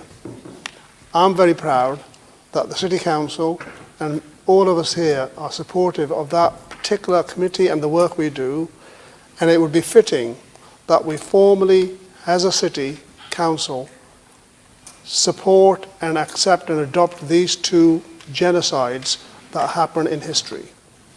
Because it's a salutary reminder that genocides of this nature are not just in long ago history, they can happen in the future.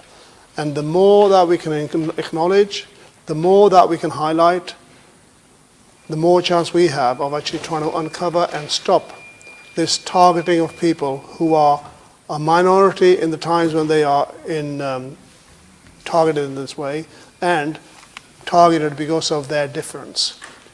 And hate crime and targeting people for their vulnerability and difference is something that we should all challenge and stop wherever we can. And by adopting this motion, I think we will give a strong and clear message that genocide in the past or in the future is not tolerated, and we recognise the victimization of these two communities in Armenia and in the Ukraine. So I would totally commend the whole council to support this, and the Labour group will be doing that unanimously. Thank you, Councillor Dinser. Councillor Skelton. Thank you, Mr. Mayor. I speak as someone who, as I was growing up, one of my school friends was Ukrainian, and even at that age, this subject of Holodomor was discussed. It's something that's felt very, very keenly within the Ukrainian community, and not just in Derby and in the UK, but Ukrainian friends I met when I was living in Germany as well. This is something that is, I think, a deep wound on the whole of the Ukrainian people, and the fact that many countries have yet to acknowledge that this was indeed a genocide means we still have quite a lot of work to do. But I think, yes, Derby City Council should start, as other councils have, and acknowledge that this is indeed a genocide. And I hope that that will indeed put pressure and make the British government think that they really ought to acknowledge that, you know, if something looks like a genocide, sounds like a genocide, it definitely is a genocide. And the same goes for the Armenian genocide, just about towards the end of the First World War. I know obviously Turkey has great sensitivities on that, but the fact is truth, and we need to stand up for the truth. Thank you, Councillor Skelton. I don't have any other speakers wishing to speak, so I shall move to the vote. All those in... Oh, sorry, you got a right to sum up. I do beg your pardon. Sorry, Robert. Thank you, Mr. Mayor. It's really heartening to hear that there's going to be cross-party support, it sounds like, for this motion. And it's important that we as a council recognise these acts in history. If we do not acknowledge such atrocities, then history may well keep repeating. It is also part of the process for countries and distinct groups of people to reconcile and heal as much as can be achieved. When I served in the army, we were taught the rules of armed conflict and the Geneva Convention. I recall my brother and sister soldiers considered the lessons a very important part of their training and ongoing training. After such sessions, I recall many of my former colleagues discuss what they saw whilst on tour. I was always deeply moved by their personal stories, which troubled many of them long into their lives. The overriding theme that was consistent for the most of these awful actions by humans to other humans is one motivating factor: the dehumanising of people by other people. The man-made famine known as Holodomor and the Armenian genocide have similar links for differing reasons. Historians have commented that the Ottoman Empire saw the Armenian people in 1915 as a threat to their empire due to the perceived connection with the Russian Empire during the Great War. That view ultimately put the Armenian people on a trajectory of tragedy that ended with over 1 million people being rounded up and sent into the desert to perish. The Holodomor man-made famine, though subjected on the Ukrainian people during 1932 to 1933, was not solely down to religion or ethnicity, but due in large part in political ideology. At this period, the Ukraine was under the tyrannical reign of Joseph Stalin and the Union of Soviet Socialist Republics. Joseph Stalin, a staunch follower of Marx, Engels and Lenin's form of totalitarian centralised government, saw the labour of the peoples in its grasp as the state's alone.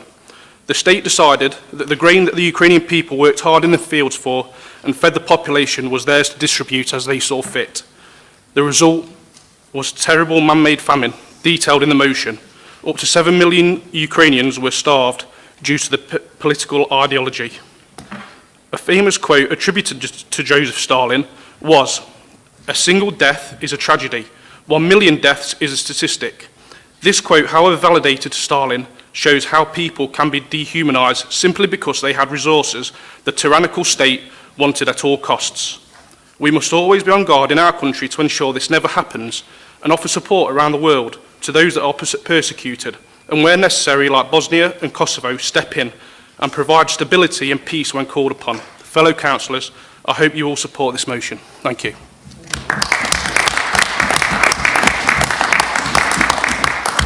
Thank you, Rob. Can you switch your mic off? Yes, Mr. I will now move to the vote. All those in favour, please show. That is unanimous. That's carried. Thank you.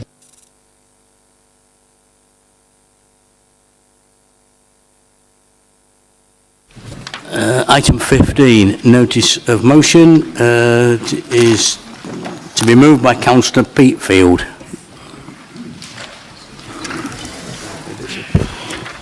Thank you, Mr. Mayor. I'd like to respond to Councillor Poulter's earlier statement. Let me assure the Conservatives that this vote of no confidence is a damning statement of how Councillor Poulter has failed to act when the opportunity arose. Even though RRS are still at this moment in breach of contract, even though we can legally exit this contract, and in spite of all your scaremongering threats of compensation at this very late stage, the fact remains that you have risked losing this council the opportunity to get out of this contract. Far from us being reckless, your delay in inaction only reinforces our motion. We believe it would be reckless for you to remain in charge of decision-making for Derby City Council. As for Councillor Poulter's recent accusations of playing politics and labelling this vote of no confidence as a grab for power, it's really quite comical coming from a party of 19 councillors who 6 months ago was so desperate to grab power that they formed a minority, official, unofficial, alliance, coalition, agreement, documented, undocumented, we're not quite sure. Whatever it is, it holds no security for Derby, something that Labour pointed out at the time. And at the last full council, you found out, to your detriment, that your friends can play politics with you too, when they disagreed with your inaction and they voted against you. In fact, Councillor Poulter, your own party had so little confidence in your leadership that one councillor resigned from your party. One councillor of conscience who knew that terminating the contract was the right thing to do. So in response to your accusations, Councillor Poulter, this is not a power grab. We Sinn Féin councillors would never allow our party to use the distress, discomfort and anger of local residents for political game playing. They would never forgive us if we did. As our constitution states, we are advocates of and for our communities, and we take that very seriously. Somebody has to hold the plant to account. The Environment Agency certainly aren't. Our own Environmental Health Department aren't, and you definitely aren't. Sinn Féin councillors have fought over 10 years against this plant. Labour have researched, consulted, we've attended all your meetings, we have challenged officers, we've asked difficult questions and we've pushed for answers. We have protested. We've convinced executive scrutiny twice of our argument. We submitted a motion to full council in a timely manner before the September long stop date, because you see we are prepared. We beat down your attempt to hold the full council debate in private. We have won a motion to terminate the contract, a cross-party agreement across the council, a majority of councillors from all parties. You have been unprepared. You have delayed. You have been led by officers. You have only been concerned with pound signs, and you haven't even challenged those figures, if there indeed there are any yet. You have shut out the public, you have failed to listen and failed to act, and you have ignored the will of full council. You have failed to protect the public. Mr. Mayor, Councillor Poulter has led us via one disastrous decision after another to the point where we have no choice but to challenge his competency. So let's take a look at those decisions that you've made since September. The first was a notice of a private meeting, sneakily released, with so little content, nobody could have known it was even about the waste management contract. Even your county counterparts released that much information. It took Labour in opposition applying high-profile pressure to get that document amended, so that the public could understand whatever the private meeting was that they were not invited to. For an administration who assured the public that they would be open and transparent, shutting down public access was an underhand attempt to breeze over the get-out clause, as you did in 2011, without drawing public attention to it. You said earlier, to make a decision, we must be in possession of all the facts. Ah, yes, those elusive facts. You failed to prepare for the long stop date at the end of September. It's almost like you didn't know it was coming. You were so busy playing politics with the assembly rooms, libraries, Moorways swimming pool, that you failed to pay any attention to the importance of the biggest contract this council has ever undertaken. Those reports could have proved 2 months ago what we in Sinn Féin already knew. It's not working. 2 months ago, when the plant was nowhere close to commissioning, we had the legal opportunity to exit a 25-year, near £1 billion contract. You have been a contract with a partner we have since learned is financially precarious.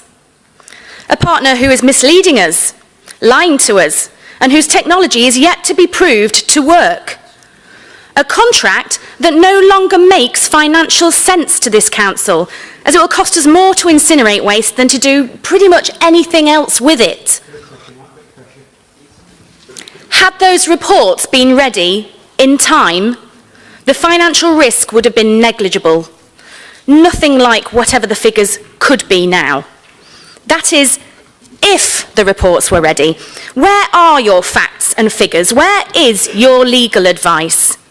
2 months from the long stop date, we have learnt today that the forthcoming cabinet meeting is cancelled because the reports are still not ready. The simple truth is your lack of preparation and resulting lack of action has narrowed the window of opportunity to get out of this contract. Meanwhile, our long-suffering residents wait and wait. Only last week, there was yet another major odour issue, lasting for days, with the smells reaching a 500-metre radius across 2 wards. We've been told it's still stinking right now. Meanwhile, while we wait, we are so much closer to being lumbered with a malfunctioning plant for 25 years.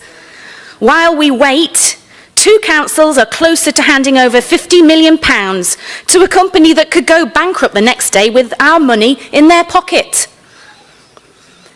We don't yet know the price of incineration tax, but Renewy certainly assures us it will be the council's responsibility. We've heard this evening how your free brown bin scheme will remove tons of garden and food waste out of the incineration process. We're under contract to deliver those tons. If it's not us, then it's the county. Will the county be claiming compensation from us? How much more money is this incinerator going to cost us over the years? There have been 2 executive scrutiny meetings regarding the contract, preempting your cabinet meetings. Now, scrutiny boards, in case you didn't realise, they allow citizens to have a greater say in council matters by holding public inquiries into matters of local concern. But not in the case of the incinerator. Closed meetings on confidential papers means local residents have been denied the opportunity to participate. Having a greater say, you have ensured they have no say. Closed and confidential, that is, of course, until your deputy, Councillor Holmes, broke the Constitution, which states, a councillor will not make public information that is confidential. In his eagerness to interfere with the executive scrutiny meeting, he did what 50 other councillors managed not to do. He made public information that is confidential by revealing that the council was seeking compensation, not for residents, compensation for the council. So your initial delay and your lack of action was finally revealed by your own deputy to be about money. Waiting to see what you could get out of them and holding the threat of termination over their heads. And you have the audacity to say that we are not acting in the best interests of the city, that we are playing politics? So back to executive scrutiny. They are a cross-party watchdog whose job it is to ask questions members of the public would ask. At both meetings, Scrutiny recommended termination of the contract. Yet at both cabinet meetings, you ignored those recommendations. You barely gave them a glance. Doesn't that speak volumes for the regard in which you hold public opinion? Shut out the public and ignore the elected members that represent them. Your private cabinet meetings were only a formality. You had already made up your minds. Your cabinet members had no background, no research, no reports, and therefore no clue. They had already agreed to vote with you and your county counterparts. For an administration whose manifesto stated you will introduce a committee system, and indeed your alliance relying on it, your easy dismissal of executive scrutiny recommendations has been an extremely arrogant abuse of power, and it brings your pledge to the committee system into serious doubt.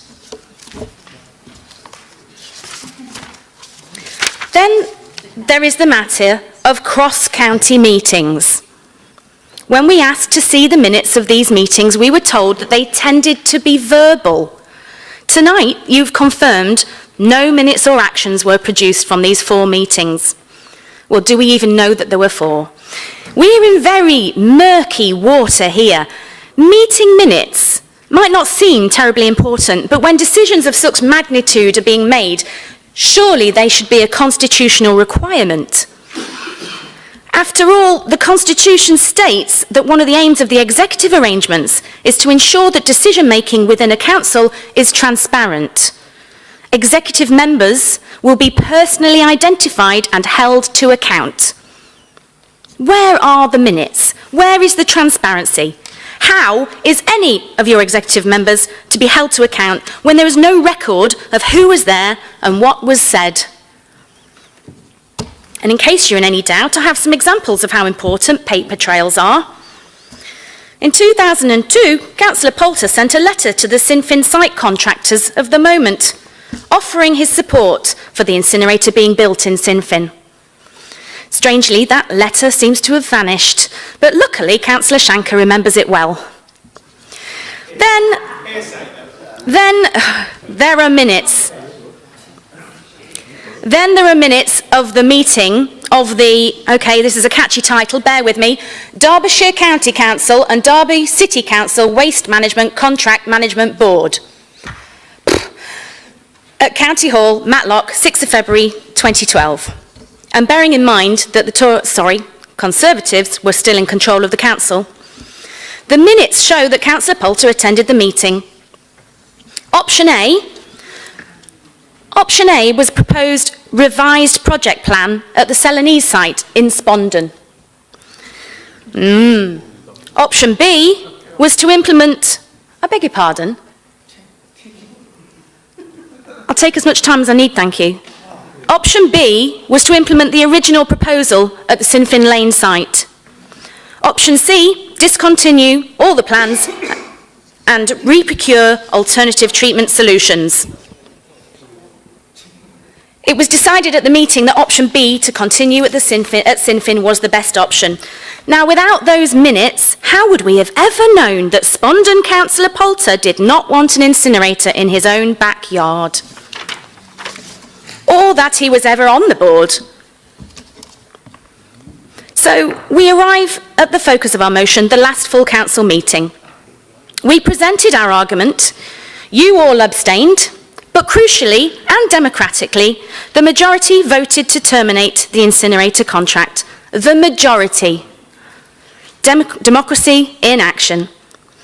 After full council, executive scrutiny agreed with us once again and recommended termination. So at the beginning of October, with the long stop date passed, you had a majority of councillors and executive scrutiny telling you they wanted the contract terminated. And yet, you arrogantly ignored us all. 25 elected representatives of Derby advocating on behalf of their communities, and you did not listen. This is why the Labour Party submits a motion of no confidence in Councillor Poulter as leader of this council.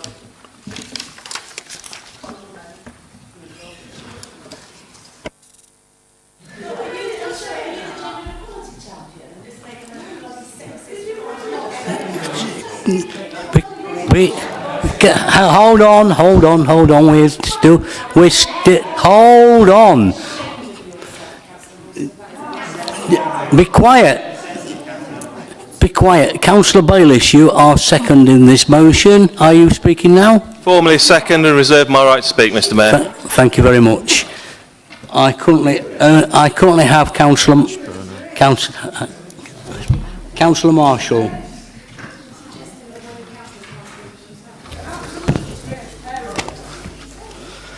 Thank you, Mr. Mayor. Well, where do I start on this one? At the beginning, I'll keep it brief, but if you can just hear me out on this one. This is the revised sanitised version. Mr. Mayor, after having a group meeting with myself this morning,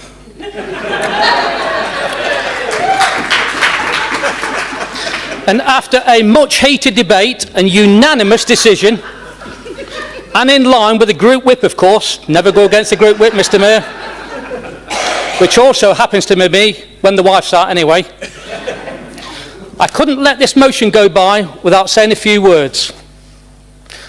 Mr. Mayor, as you are aware, I actually retired from politics after serving 8 very busy years on the council to concentrate on my business interests. Well, there I was, busy working away, when out of the blue, or should I say from the blue, I get a phone call to say, Sean, I want you to come back. To which I said, no way, I've got a life now, leave me alone. After a few more calls, I reluctantly agreed to stand as a candidate again. Well, have you ever bought something on the internet? You look at the photos, you read the description and you buy it. But when it gets delivered, you rip open the package and the disappointment is overwhelming. When you see the contents, it's not what you were promised, and then the sales pitch, it clearly does not do what it says on the tin. Well, here I am. I sent the goods back, I got a refund, and I became an independent. A leader, Mr. Mayor, should listen to all those around them, and not just a few self-selected yes people. And I firmly believe, as in this case of our Prime Minister, failing to listen to the majority will eventually lead to their demise. Mr. Mayor, a leader that makes a decision to extend in a contract that has clearly gone well over deadline and then try to hold the meeting behind closed doors away from the press and hard-working tax-paying citizens of this city, and also rejects the wishes of the full council, has clearly failed in their civic duty. If the leader honestly thinks that the incinerator will be up and running and able to pass EA certification before the end of the year, guess what? I've got a seafront property for you to sell in Normanton. You know, it's clearly delusional. So, Mr. Mayor, I suspect the leader will survive the vote today by the skin of his teeth. But this motion is a shot across the bow and a very loud wake-up call. So if only for political malice, I fully support this motion. Thank you, Mr. Mayor.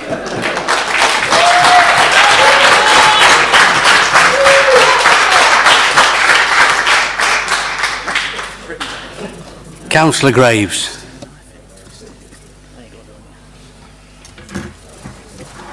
Thank you, Mr. Mayor. Well, I quite enjoyed that speech. I'm afraid mine's not as comical. Mr. Mayor, Councillor Peatfield has indeed set the cat amongst the pigeons with this motion. clearly designed to flush out the UKIP councillors, all of whom are whip-free, unlike the rest of the chamber. The problem I have, Mr Mayor, is that Labour cannot be trusted. They have proved this time and time again. They get angry and nasty when you challenge them, and Councillor Peatfield, in her short time as a councillor, has fitted well into such a role. I noticed her vitriol on social media against Councillor Poulter, accusing him of not attending Remembrance Sunday, only to find he attended his local service in Spondon. Also, you may recall that she signed a motion of a call-in for the SEND children, yet she failed to turn up to defend them. As for Councillor Bayliss, this is just pure opportunistic electioneering, as he is up for election this year and hopes this will win him some votes. Which brings me to the root Point of order, motion. Mr Mayor, it's next year.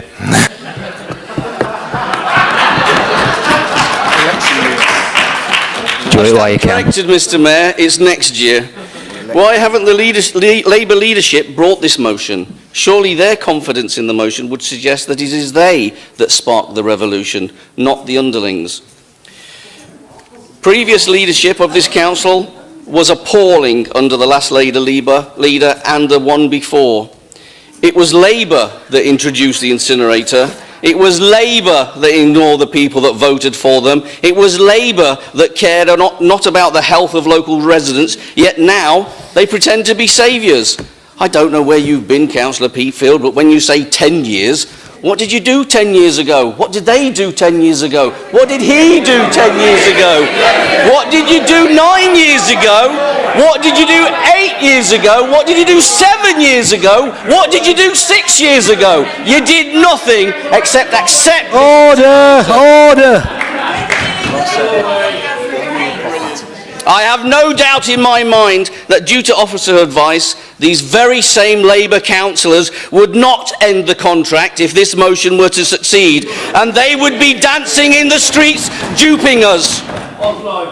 Just remember, Mr Mayor, it was Councillor Bayliss that stood on the very steps of our council house with the deselected Councillor Winter campaigning against the incinerator, pretending to the public that they actually gave a damn. Soon after, when he became the leader of this council, he stood and smirked at the public as he did nothing to prevent the incinerator taking shape. That is the shame this chamber needs to remember. It was disgraceful then, and it is disgraceful now. Furthermore, Mr Mayor, I could not forgive myself if I allowed the new Labour leader to take the helm of this council. A councillor that told the public that she had spoken to every leader on this council prior to the council's AGM. I can assure the council chamber that she did not speak to me or any of my colleagues. She does not want the best for Derby. She wants to play to her momentum-minded audience.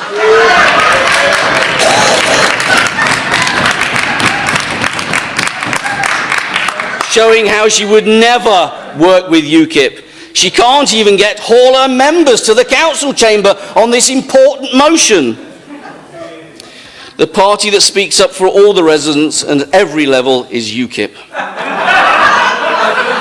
If I am frank, Mr Mayor, the second best choice for Derby at the moment is to have a Conservative-led council. A leadership who did talk to us, along with the Liberal Democrats, a party who is willing to listen locally, a party that only has 7 months to work out how to put right the appalling mess the previous administration left us. We have an agreement with them, and we will stick to our principles.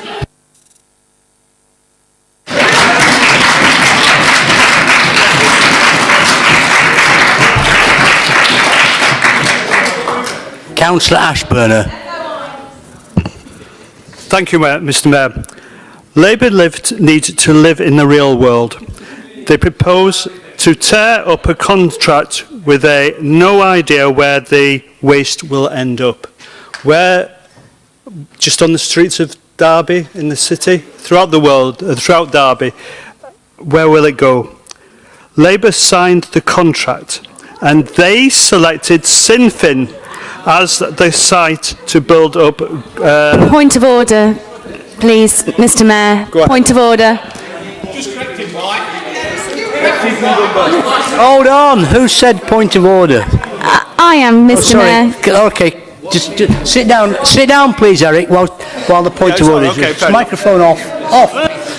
CP 47, point of order, Mr Mayor. Labour did not sign the contract. Actually, yourself, Councillor Carr, signed the contract.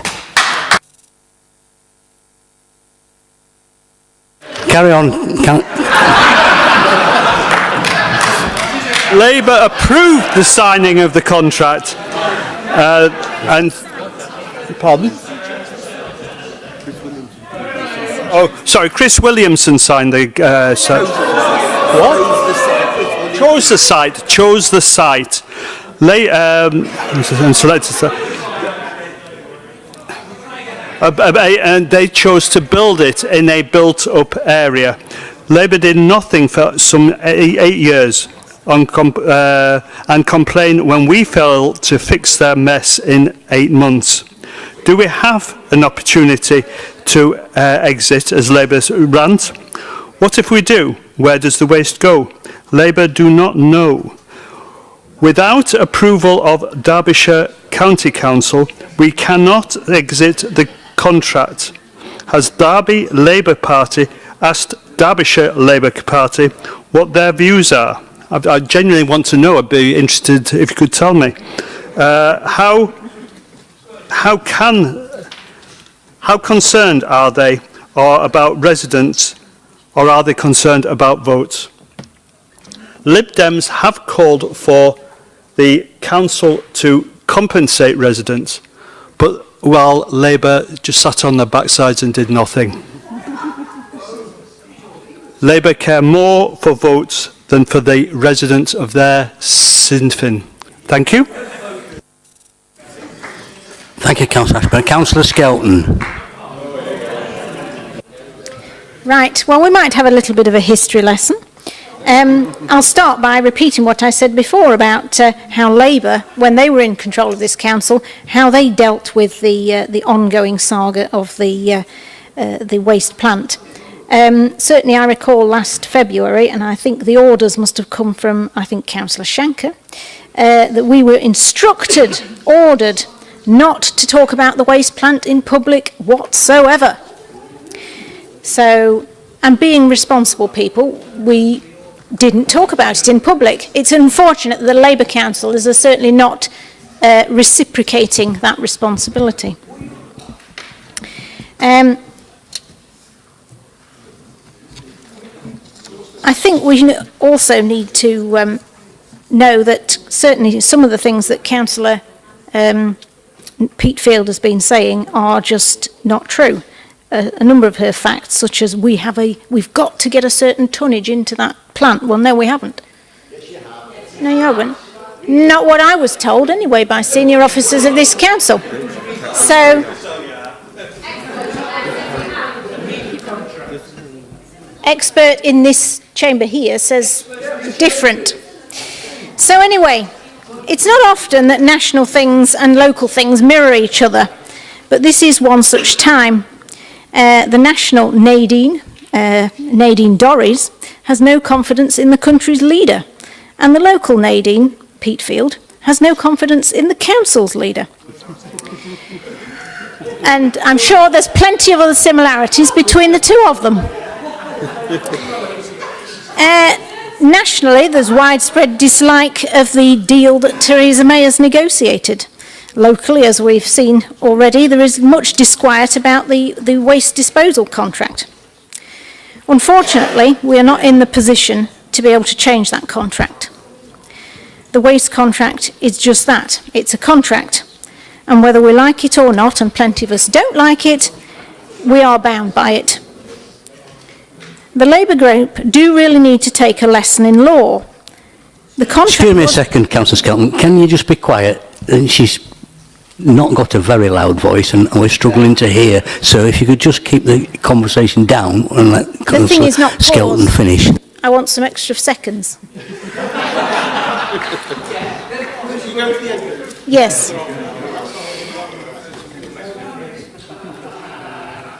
the contract was negotiated and signed some years ago. It can't be changed unless all signatories are willing to do so. This is just basic contract law.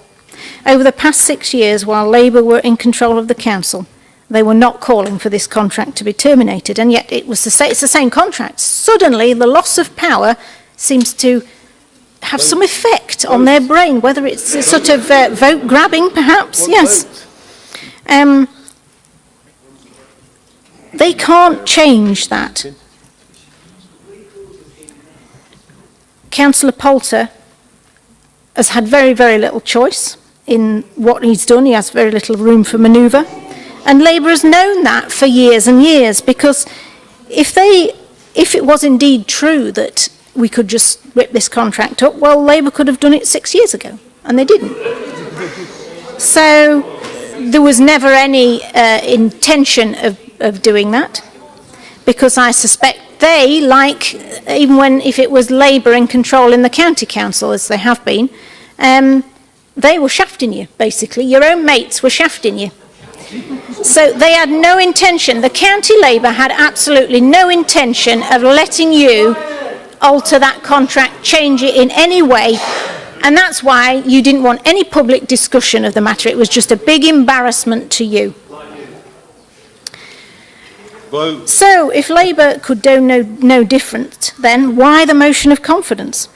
Is this really a serious attempt to take control of the council when they would be unable to change the direction of the waste contract anyway? It's basically a publicity stunt. If the Labour group had been serious about taking power, they would have spoken to my group, they would have spoken to UKIP about whether we would support them, because they do not have 26 councillors, so they would need support. It's a basic mathematics. So they don't want it, because what would happen if they actually did get their bluff called? They would have to be sitting where Councillor Poulter's sitting, doing the same things, exactly the same things as Councillor Poulter would be doing, and their reputation among the people of Sinn Féin would be absolutely in tatters. Absolutely in tatters. Yeah, I don't think you are. You're not worth it. After this debate is over... Quiet please, your time is up, Ruth. After this debate is over... Shush, I missed minutes. Be quiet. After this debate is over, Labour will inwardly breathe a collective sigh of relief that no one called their bluff.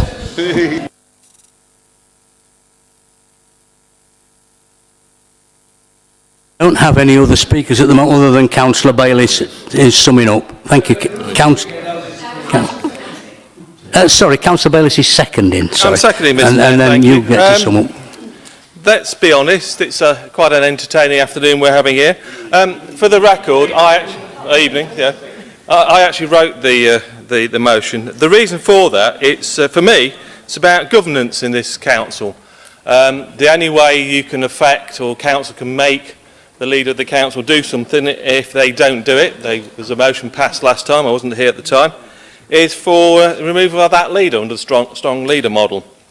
So we have a fact here that the leader of the council has actually ignoring the will of council. This is the only way that full council can make sure its will is ensured.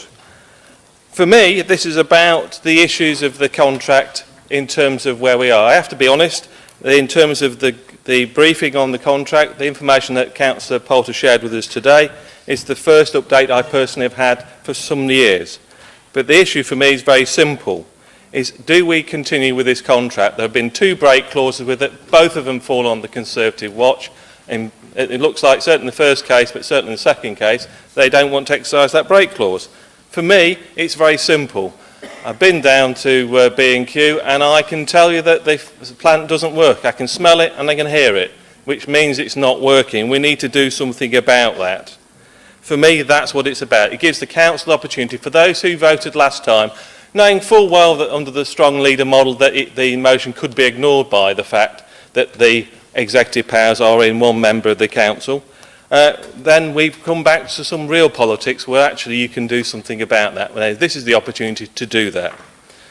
I have to respond somewhat to Councillor Graves. I always find it interesting, this chamber, when councillors have personal attacks against it shows, it's like the football analogy, they've run out of arguments, they want to attack the man. I have to say two things. Firstly, I think Councillor Grave was a member of the Labour Party and he went off with Councillor Williamson at the time to Norway and Switzerland to look at the previous plants at the time. The Norwegian plant actually is shut down now, but anyway, he did.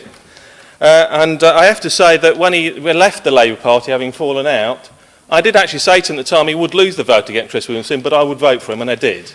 But the measure of the man is that when he decided to leave the Labour Party, he didn't have the decency to come and talk to Ulverston Ward Labour Party, who actually support him throughout his entire career in Ulverston as a Labour councillor. So I think we need to reflect on that. And taking lectures from a man who's disappearing to Burton, well, it's just beyond me. You know, the fact is, he's the parliamentary cabinet candidate for UKIP in Burton on Trent, down the A38. So to say that he's the man of the people is arrant rubbish. This is all about making sure Alan Graves reflects his ego. He said back in the time it was to be true to himself, and he has been true to his ego all the way through. I think the issue for us tonight is to see whether or not council's got confidence in Councillor Poulter. The reason this motion doesn't mention somebody else to lead it is simply because I want to tease out, my colleagues want to tease out, did we really mean what we said last time about voting for this when let's be honest, if you know how the Constitution works, then you could vote for it knowing full well the council leader could ignore it, and has. So this is your time, put up or shut up. If you think it's wrong, you can remove the leader. If you want the leader to do something, this is the way to make sure he does it. Now, I accept there are entirely problems behind it in the contract, but that's not the point here. It's are we here for business, or are we here to represent the people of Derby? For me, the plant does not work. It was advertised that it would work in terms of no noise and no smell. It doesn't. The technology is failing. We know that the contractors want to get out of the business. What does that tell you? But for me, it's simple. This is about governance. Are we, as the council, going to make sure that the leader of the council does what we ask them when we sit here, have the debate and have the vote, or not? And this is your opportunity tonight to make sure that they do recognise council has teeth. This is the only thing it can do, and I commend that we vote for it tonight, thinking that this is a real vote for real power. Thank you.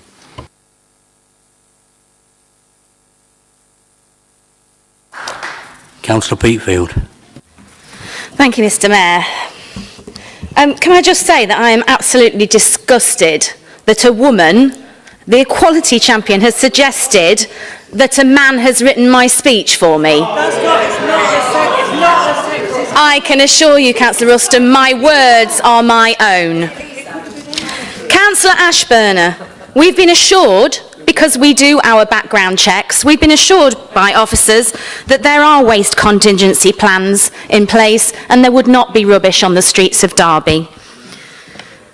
Councillor Skelton, the last break clause was when the Conservative Party were in charge in 2011, so we did not have the opportunity to take it back then. Break clauses are the only time you have the opportunity to get out of a contract. That is why we are acting right now. And we didn't talk to you or UKIP before because it's not about taking power, it's about the contract.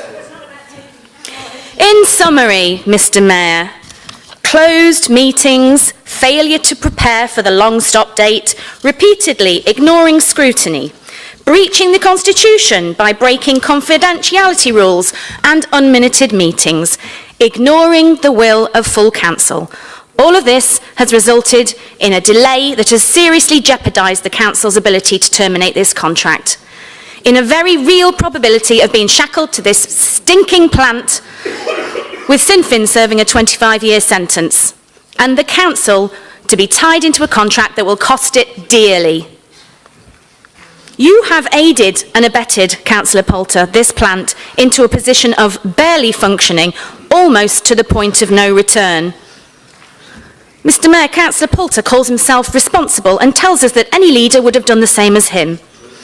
You are wrong. We would have prepared for the long stop date.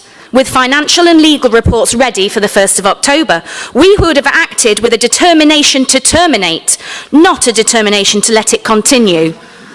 We would have taken the earliest opportunity to get out of that contract and not allowed it to drag on so long until it's almost financial suicide to do so, according to you. Having acted on the will of full council, we would have taken the reports and the fight to the county. We know the contract and the plant are not in the best interests of this city, and we would put people first and act on that knowledge to do everything we can to terminate that contract before it's too late.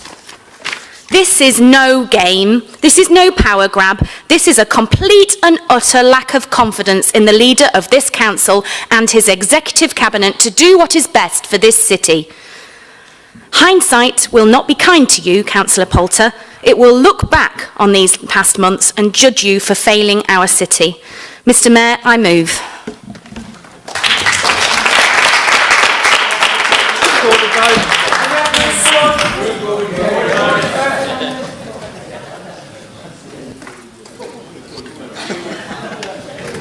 It seems fairly unanimous. We're going to have a recorded vote. David? Councillors, in respect of item 15, the motion on the agenda, would you please indicate if you are for or against as I call out your names? Councillor Afzal. Councillor Ashburner. Councillor Barker. Councillor Bayliss. Councillor Bettany. Councillor Kerr. Councillor Cooper. Councillor Dinser. Councillor Eldred. Councillor Evans. Councillor Froggatt. Councillor Graves. Councillor Grimmerdale. Councillor Harwood. Councillor Hassel. Councillor Heselgrave. Councillor Alison Holmes. Councillor Matthew Holmes. Councillor Hudson. Councillor Hussain. Councillor Jackson. Councillor Keith. Councillor Jangir Khan. Councillor Shiraz Khan. Councillor Marshall. Councillor McChrystal. Councillor Nater. Councillor Nawaz. Councillor Peatfield. Councillor Adrian Pegg. Councillor Paul Pegg. Councillor Potter. Councillor Poulter. Councillor Raju. Councillor Raju. Councillor Rawson. Councillor Repton. Councillor Ralston. Councillor Russell. Councillor Sandhu. Councillor Shankar. Councillor Skelton. Councillor Smale. Councillor Stanton. Councillor Webb. Councillor West. Councillor Williams. Councillor Willoughby. Councillor Wood. Councillor Carr. Lost. The motion is lost. Now,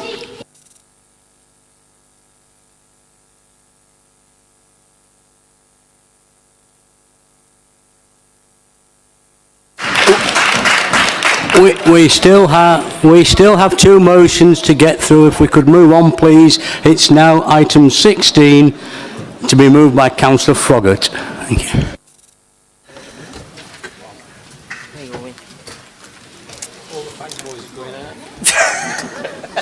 Up, I could be joining us. Night all. Can you just be quiet, please, and let Councillor Froggatt speak? Mr. Mayor, the parental and carers leave policy. I have been a carer for a dependent, and I know how hard it is to commit both to the responsibilities of a carer and as an elected member. I also can absolutely say that Councillor Eldred would have welcomed a parent leave carers policy, because she did have 3 children while in post, and it's not easy. We all know, everybody, we've had kids, and we all know it's not easy, and it's not easy to be an elected member because it's 24/7. The same as your families are 24/7. And as you know, his own Don Anderson gave his apologies tonight. And I'd like to say, along with the rest of us, congratulations on the birth of your daughter, Elsie. If that policy had been in place today, he wouldn't have had to give his apologies in and felt guilty for doing it just because he's had a daughter while he's in post. So, you know, I hope you'll all support this across the parties. At the moment, there is no legal rights whatsoever for people in post, in the public office. This policy, if supported, will open doors to all, regardless of their background. It would also make it more accessible for women, because if you look in this chamber, we're quite a little bit short of women. We could do with more women. And if this policy is in place, then it will encourage them. It will also encourage existing councillors whose circumstances may change during their term as an elected member to remain in post.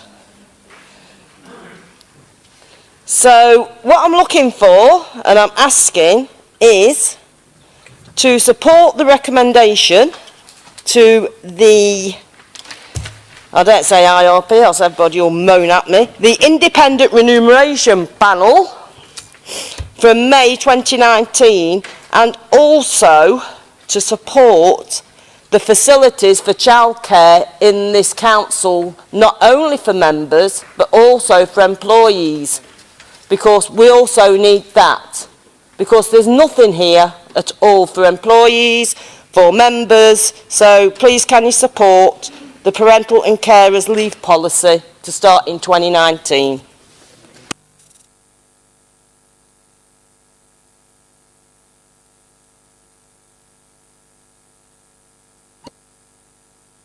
Councillor Stanley. Thank you, Mr. Mayor. I formally second and reserve my right to speak. Thank you. Thank you. I currently have Councillor Williams next. And Councillor Barker. And Councillor Barker, but Councillor Williams. Thank you, Mr. Mayor. A very interesting motion. I suppose I would like to have seen it expanded to see what as supported as appropriate means. Because actually I was the first councillor in Derby City Council to actually have a baby whilst serving as a councillor. In fact, I was the deputy mayor at the time. And I have to say, my group were absolutely amazing. They gave me as much time off as I wanted.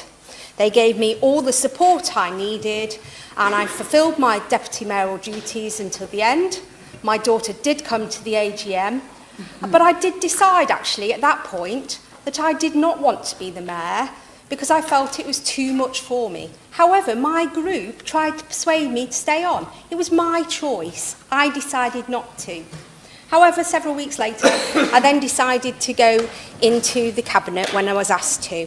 And again, I was fully supported. At that time, we also changed the rules and regulations with the Independent Remuneration, can't even say the word, panel, which, again, I am very grateful for.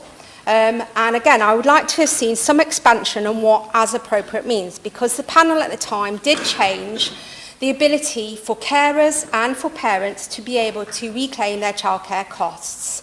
I was very fortunate, and my daughter went to a nursery whenever I was in a meeting here at the council, whenever I was on duty. She had a fab time, and I was able to reclaim that. So I was able to carry out my duties as and when required, and also be the mum that I wanted to be. But it was my choice. I would like to see what that means, again, as I say, as appropriate. I'm not against it, and I'm not saying that I don't think it's right. I would just like to see what that means.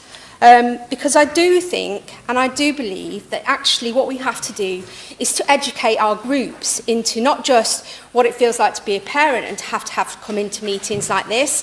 For the last 3 or 4 weeks, I haven't got home before 10 o'clock at night because I've been in meetings. I haven't seen my child at bedtime. I've had to creep in and say goodnight and give her a kiss. I've been very lucky. I see her in the morning. But that does come with part of the role, and that is something that I've chosen to do. How we can change that, I'm not quite sure. So again, what is appropriate? What are we looking to change? What I would say to people is talk to your group if you have caring responsibilities, if you had childcare duties, because my group supported me fully. They helped me understand what I needed to do, where I needed to be, and how I needed to do things. But ultimately, they left it up to me to decide. They empowered me. If I wanted to be the mayor, they said they gave me their full backing. If I wanted to be in the cabinet, they gave me full backing. So I actually want to see some changes, but I'm not sure what those changes would be. And that's why I'm asking this question. What do you think is appropriate? What do you think support you should get? Because I feel fully supported as a councillor, as a mum, and as somebody who was pregnant and who had a child whilst in office. So again, let's have a look at what that is. Let's have a look and see what feels appropriate, what is appropriate. Because actually, in all honesty, if you want to have time off as a councillor, the current rules say you only have to attend one meeting in 6 months. You know, I don't think that's going to be too hard to do. I managed it, I'm sure others can. But if we need more support for others that cannot manage that, let's have a look at it. Thank you very much, Mr. Mayor. Thank you, Councillor Williams. I've got Councillor Barker.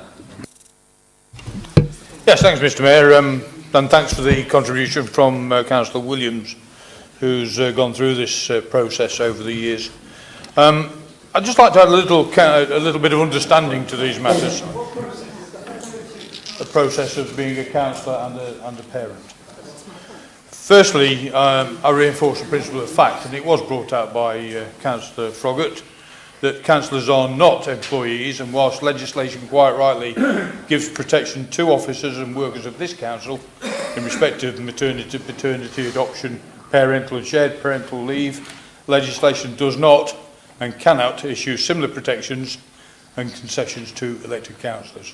It's just not there. Members' allowances are already included in provision for financial recompense to members for childcare when engaged on councillor duties. This is, I understand, considered quite adequate by those councillors who have made in the past a claim under this provision.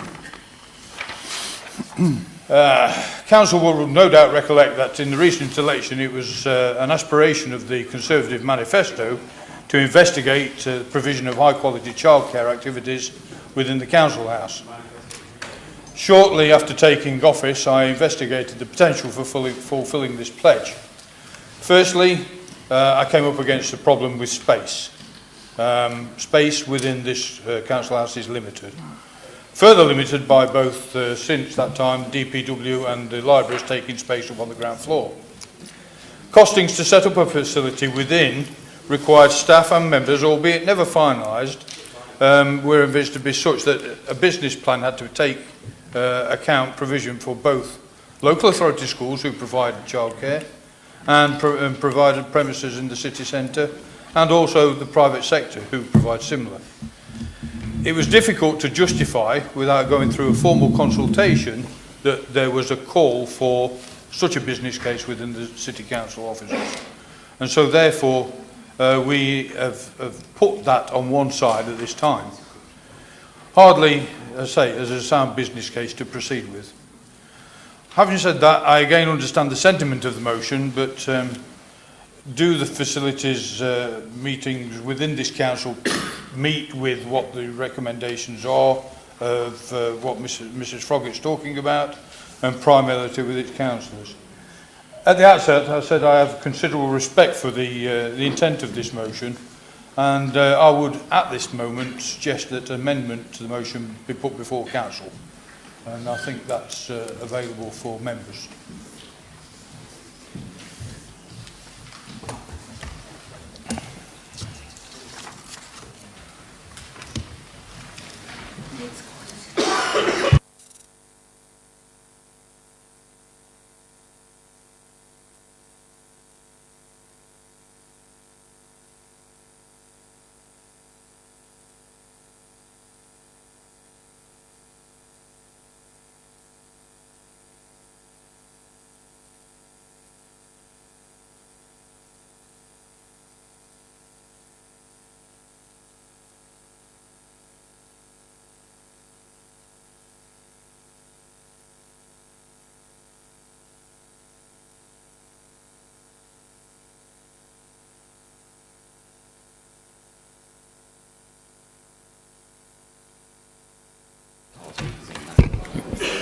speak to the...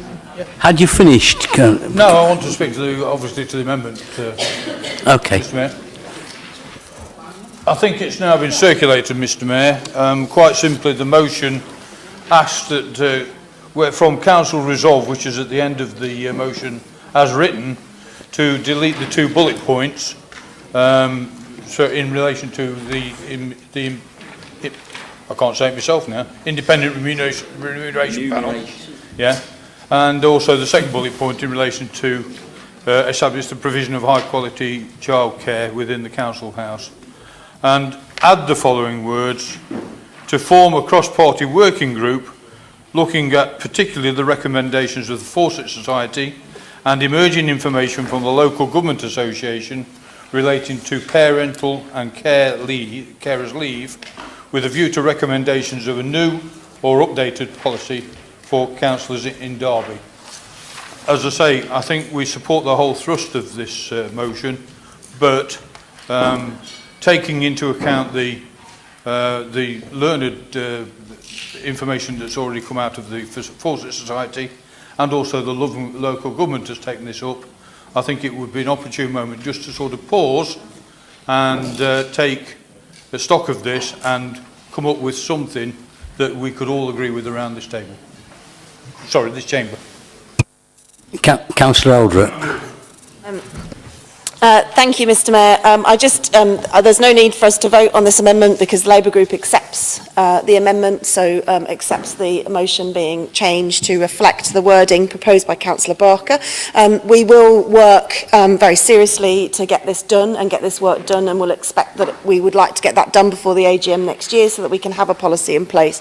I think, I appreciate the comments that have been made about, the support that you get, the fact that there is the ability to claim dependent carers allowance, and that there is a range of support available, and that we do okay as a council. But the issue of leave is different to the issue of claiming expenses. Certainly I have been able to claim childcare expenses over the last few years, and that is very welcome. But the issue of leave is very different. We operate in an environment which is political. We're members of committees where votes happen, where we come to full council where votes happen, and when in a tight political environment such as the one that we're in at the moment, when you have 1 or 2 members missing, that makes a difference. And in Westminster, for example, when somebody is off on parental leave or other leave, they have a pairing system that's built in. And so actually when you talk about parental and carers leave, you may not actually be talking about something that has financial implications. You may be looking at the practical and logistical ways that you can make it easier for people to take leave, as Councillor Froggatt said, without feeling guilty about that. And also, what we want to do is encourage, let's be honest, when we look around this chamber, we could do with a bit more diversity. And I think all of the groups can acknowledge that. Certainly, my group are happy to acknowledge that. So anything that we can do as a group of councillors to promote inclusion and encourage people to come forward from all different backgrounds, of different ages, different genders, and different ethnicities, to come forward into this chamber and represent the people of Derby so that we truly reflect the population of Derby, I think the better. And of course, although I disagree with what Councillor Potter said about non-parent councillors being worrying, I think was the word, and I strongly disagree with that. I do think as parents we make a really valuable contribution, and we represent a section of the population of Derby who should be in this chamber. So just to sum up, I'm not going to tell any daft stories about what I did when the twins were babies and the meetings they came to and how they ended up rolling around to the floor of offices and all those things, but everybody knows they still do roll around the floor of the offices quite often. But it's tough sometimes to balance those. You have meetings called at short notice. As Councillor Williams says, you don't see the kids at bedtime, although sometimes when I'm in the chamber, Yvonne, I'm not sure where I am. Sometimes I forget I'm not at bedtime at home putting the twins to bed, because generally that's more peaceful and can be more mature. But it is tough, and I think everybody who does it and balances family life and doing this job should be commended for doing that, and should get all the support that we can give to those people, and encourage future generations to also come forward and be councillors in this chamber. So absolutely, we will work with you on this and a cross-party working group. We will push hard to get this policy amended, or to get a policy introduced by the AGM next year, and I hope that everybody in the chamber will support it on that basis. Thank you, Councillor Eldred. Councillor Ashburn, the motion has been amended. Do you still wish to speak? No. Okay. Councillor Skelton. Thank you, Mr. Mayor. I want to make a few quick points. I certainly support this amended motion. I think I want to make the one point that in years past, there has, obviously when the annual expenses are published, certain councillors, obviously if they've claimed childcare or the dependent carers allowances, have been publicly vilified for that fact. And I think that needs to be somewhere that nobody goes into that kind of territory again. We just have to accept, you know, parents or people who have caring responsibilities for other adult relatives or friends, they have those responsibilities. That's it. Okay, that costs them some extra money to do that if they're not there and because they have to be at meetings here. And we just need to accept that that's a fact and not point fingers and stuff like that, which has happened in the past. So I hope that that will we'll see an end to that kind of behaviour and we can move to a much more grown-up approach. I think one of the things that really affects people who are councillors, and they might be parents, they may be carers of older adults as well, is the fact that combining those caring responsibilities with being a parent or a carer of an older person quite often means you have just not got the time to be getting another job at all, which affects the fact that you then have no access to a occupational pension. And in the world outside this chamber, the law of the country is now that that everybody who's got a job has an entitlement to be part of a workplace pension, except councillors. Thank you, Mr. Pickles. But I believe that fact, that decision to deprive councillors of having pensions has a disproportionate effect on women. And I therefore believe that it is actually illegal. It's indirect discrimination. And I would be very grateful if Councillor Barker or other Cabinet members would take up that matter either via the LGA and actually do something about it, because it is just not fair. Thank you, Mr. Mayor. Thank you, Councillor Skelton. Do you wish to sum up, Councillor? Oh, sorry, Councillor Stanton. Sorry. Thank you, Mr. Mayor. I have written a couple of points, so despite at least having touched on most of them, so it should be fairly brief. So despite me being one of those childless councillors whose opinion is somewhat second-rate in the eyes of certain councillors, I'm sure you didn't mean it, Councillor Potter, but I still very much wanted to support this motion. And I was and I do understand what Councillor Williams said, and I think it's great that the Conservative group supported her when she had her child and supported her to still play an active role. I think that's fantastic. What I don't want to happen is it be down to the groups. I don't want prospective councillors to be put off from getting involved in politics. I think they should know what they're entitled to and know that actually this is a policy that, whether regardless of party or regardless of whether you're independent, that this is a policy that we're willing to adopt and we are looking to be more inclusive. So I think it's very important. From a gender perspective, I was looking, and strangely I found a Conservative MP and chair of the Women and Equalities Committee, Maria Miller, ask a question, I think it was today or yesterday, and just citing that all the evidence shows that diversity leads to actually better decision making. And yet over 100 years, since women could go into the House of Parliament, 4,503 men have been elected to the House of Commons and just 491 women. Now, that's quite shocking. And I know we're not in the House of Commons, of course we're not, but this is a route into politics and it's vitally important. I mean, interestingly, in response to that, Theresa May said that being a Member of Parliament was one of the best jobs in the world, which seems a bit bizarre this week, but then again, she's she's getting on with it. She's doing absolutely great, yeah. So I think it encourages women to get involved in politics, but I also, it isn't just a gender issue, and Councillor Froggatt touched on this, which is the reason why Dom Anderson isn't here tonight, is because his daughter Elsie was born earlier on this month, and actually you know, parenting is a team sport and requires both people to take responsibility, and to expect him to be here would be quite unreasonable. And what I would have liked to have happened tonight, despite close votes potentially, is something like a pairing would have been really useful. And as I think I've repeatedly said in this chamber, is the members of this chamber shouldn't just seek to represent the residents of Derby, but also have a duty to be representative of the people of Derby. And that is how we open up politics to a much wider audience, and we get to make better decisions that are representative of the people we seek to represent, if that makes sense. And also, just going back to the pairing, it's been cited by our peer review just last year that there is this almost toxic atmosphere between the parties, and the level of cooperation isn't always great. And I think we all know that, and nights like tonight and some of the motions we've seen do highlight that.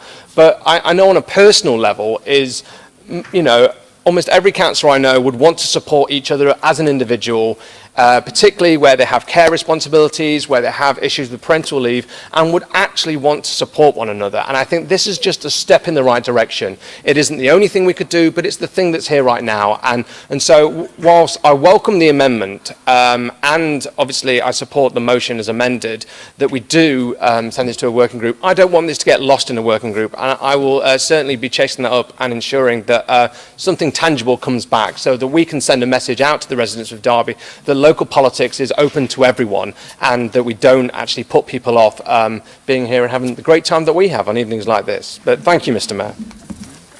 Point of order, Mr. Mayor. Can we extend the meeting for the last motion? CP10, Mr. Mayor. Doesn't that mean I need to take a vote on that? Yeah. No, okay. Right.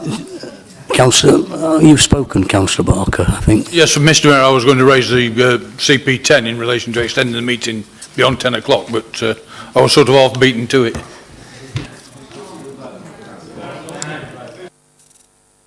We take a vote on that then, please. Those in favour of extending the meeting?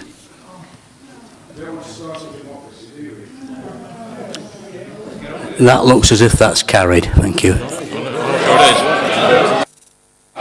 All right, those against then? Sorry. Hang on, we've got. Can we count those against, please? Oh. 4 in the central box. Got 4 in the central box.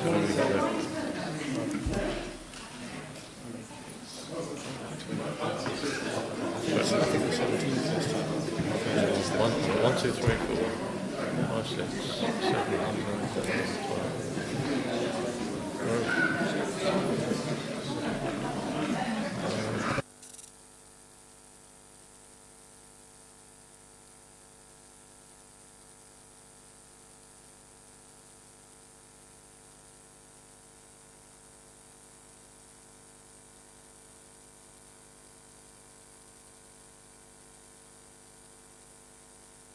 So there are 26 voting to lose, so that motion is lost. So we're all going home in the next 2 minutes. So you know, you've got. Sorry? Mr. Mayor, you have until 10:06. The meeting started at 6:06, so we have until 6 minutes past 10. Right. Councillor Froggatt, do you wish to sum up? What are you raising something? Right. I'm happy to. I'm not going to waffle for 6 minutes. I'm sorry. Move to the vote.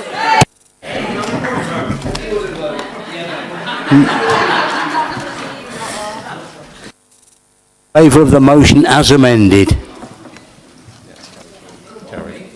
That is carried.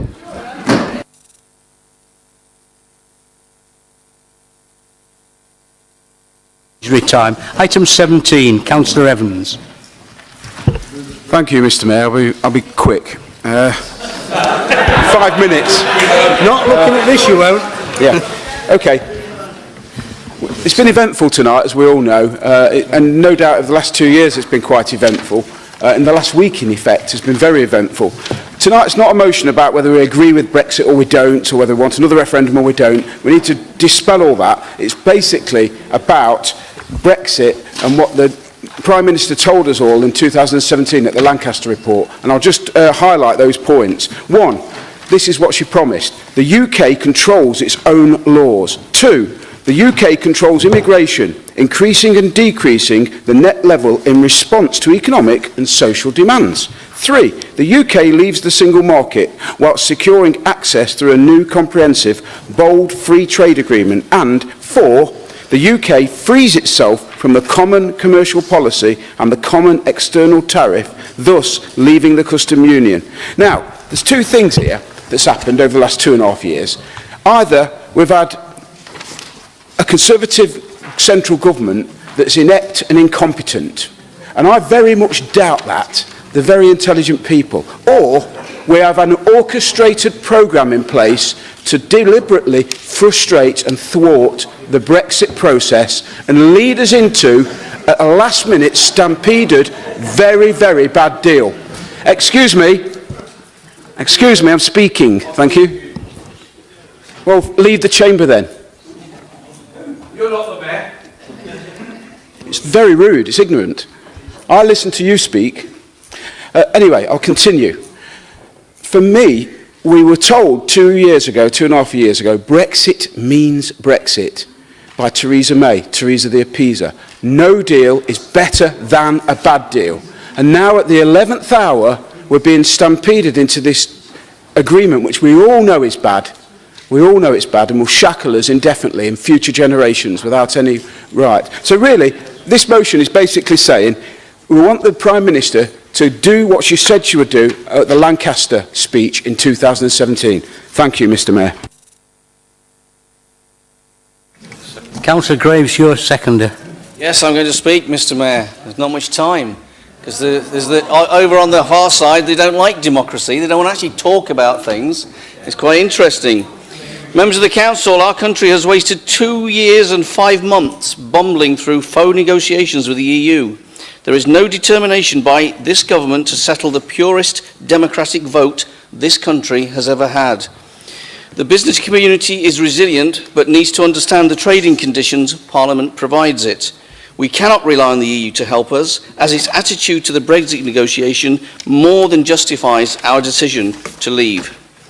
The EU has persistently failed to negotiate Brexit in good faith, and they are no better than an aggressive bully. To keep us in the customs union and single market is contrary to the real people's vote in 2016. It is not what the electorate asked for. The latest examples of EU audacity are their plans to control Britain's tax policy after Brexit and to keep UK defence policy under EU control. The UK has a reputation of standing up to bullies, even when the going gets tough. We must continue in that vein, and we must be clear for the sake of our people what is acceptable and what is not. The EU does not fit in our culture, Mr. Mayor. The EU is a protectionist trading bloc, allowing big business to influence decisions, making it harder for SMEs, which are the backbone of our country. The customs union imposes more than 13,000 tariffs on important goods, and consumers are paying an average of 17% above world prices on food. The single market is a single protectionist zone regulating all goods, yet only 8% of UK companies actually trade with the EU. The EU has shamefully weaponised trade. The EU's allocation of resources is downright disgraceful. 40% of the budget goes mostly to rich farmers, yet agriculture accounts for only 1% of GDP across the EU. The Common Agricultural Policy encourages overproduction, leading to a significant distortion of the market and a reduction in the income of poorer non-EU countries. The EU is a political project that is fundamentally anti-democratic. The purposive nature of the EU, which allows the European Court of Justice to interpret and reinterpret the wording of the EU laws in line with the European Commission's intentions. This contrasts with the clarity and precision of English laws. The folly of introducing the euro to countries whose economies were so disparate that the operation of a single monetary policy with a single eurozone interest rate was inevitably going to lead to a pattern of boom and bust when the interest rate is set to meet the needs of core economies such as Germany. The demographic ageing of the EU's population, the EU has also inadvertently encouraged regional separatist movements in the mistaken belief that these regions can become independent members of the EU with a seat at the top table, such as Scotland. Some might argue that the EU secretly welcomes this fragmentation so it can concentrate even more power in Brussels. It certainly refers to a talk of a Europe of nations rather than a Europe of regions rather than a Europe of nation states. The increasing Euroscepticism of the EU, dismissed by populism by Europhiles. You may be familiar with the Visegrad group comprising of the Czech Republic, Hungary, Poland and Slovakia, who have challenged the authority of Brussels by refusing to accept migrant quotas imposed by them. The EU has been blamed for the tension between Russia and Ukraine. And finally, there is massive corruption in the EU. The EU's accounts have not been approved for the last 20 years in respect of around £100 billion of expenditure. Councillor Graves, I'm sorry, the Constitution says that we have to adjourn the meeting at the appropriate time after 4 hours. So shame on the members. Yes, nobody would approve the extension, so this item will come back to the next council meeting. Thank you all very much.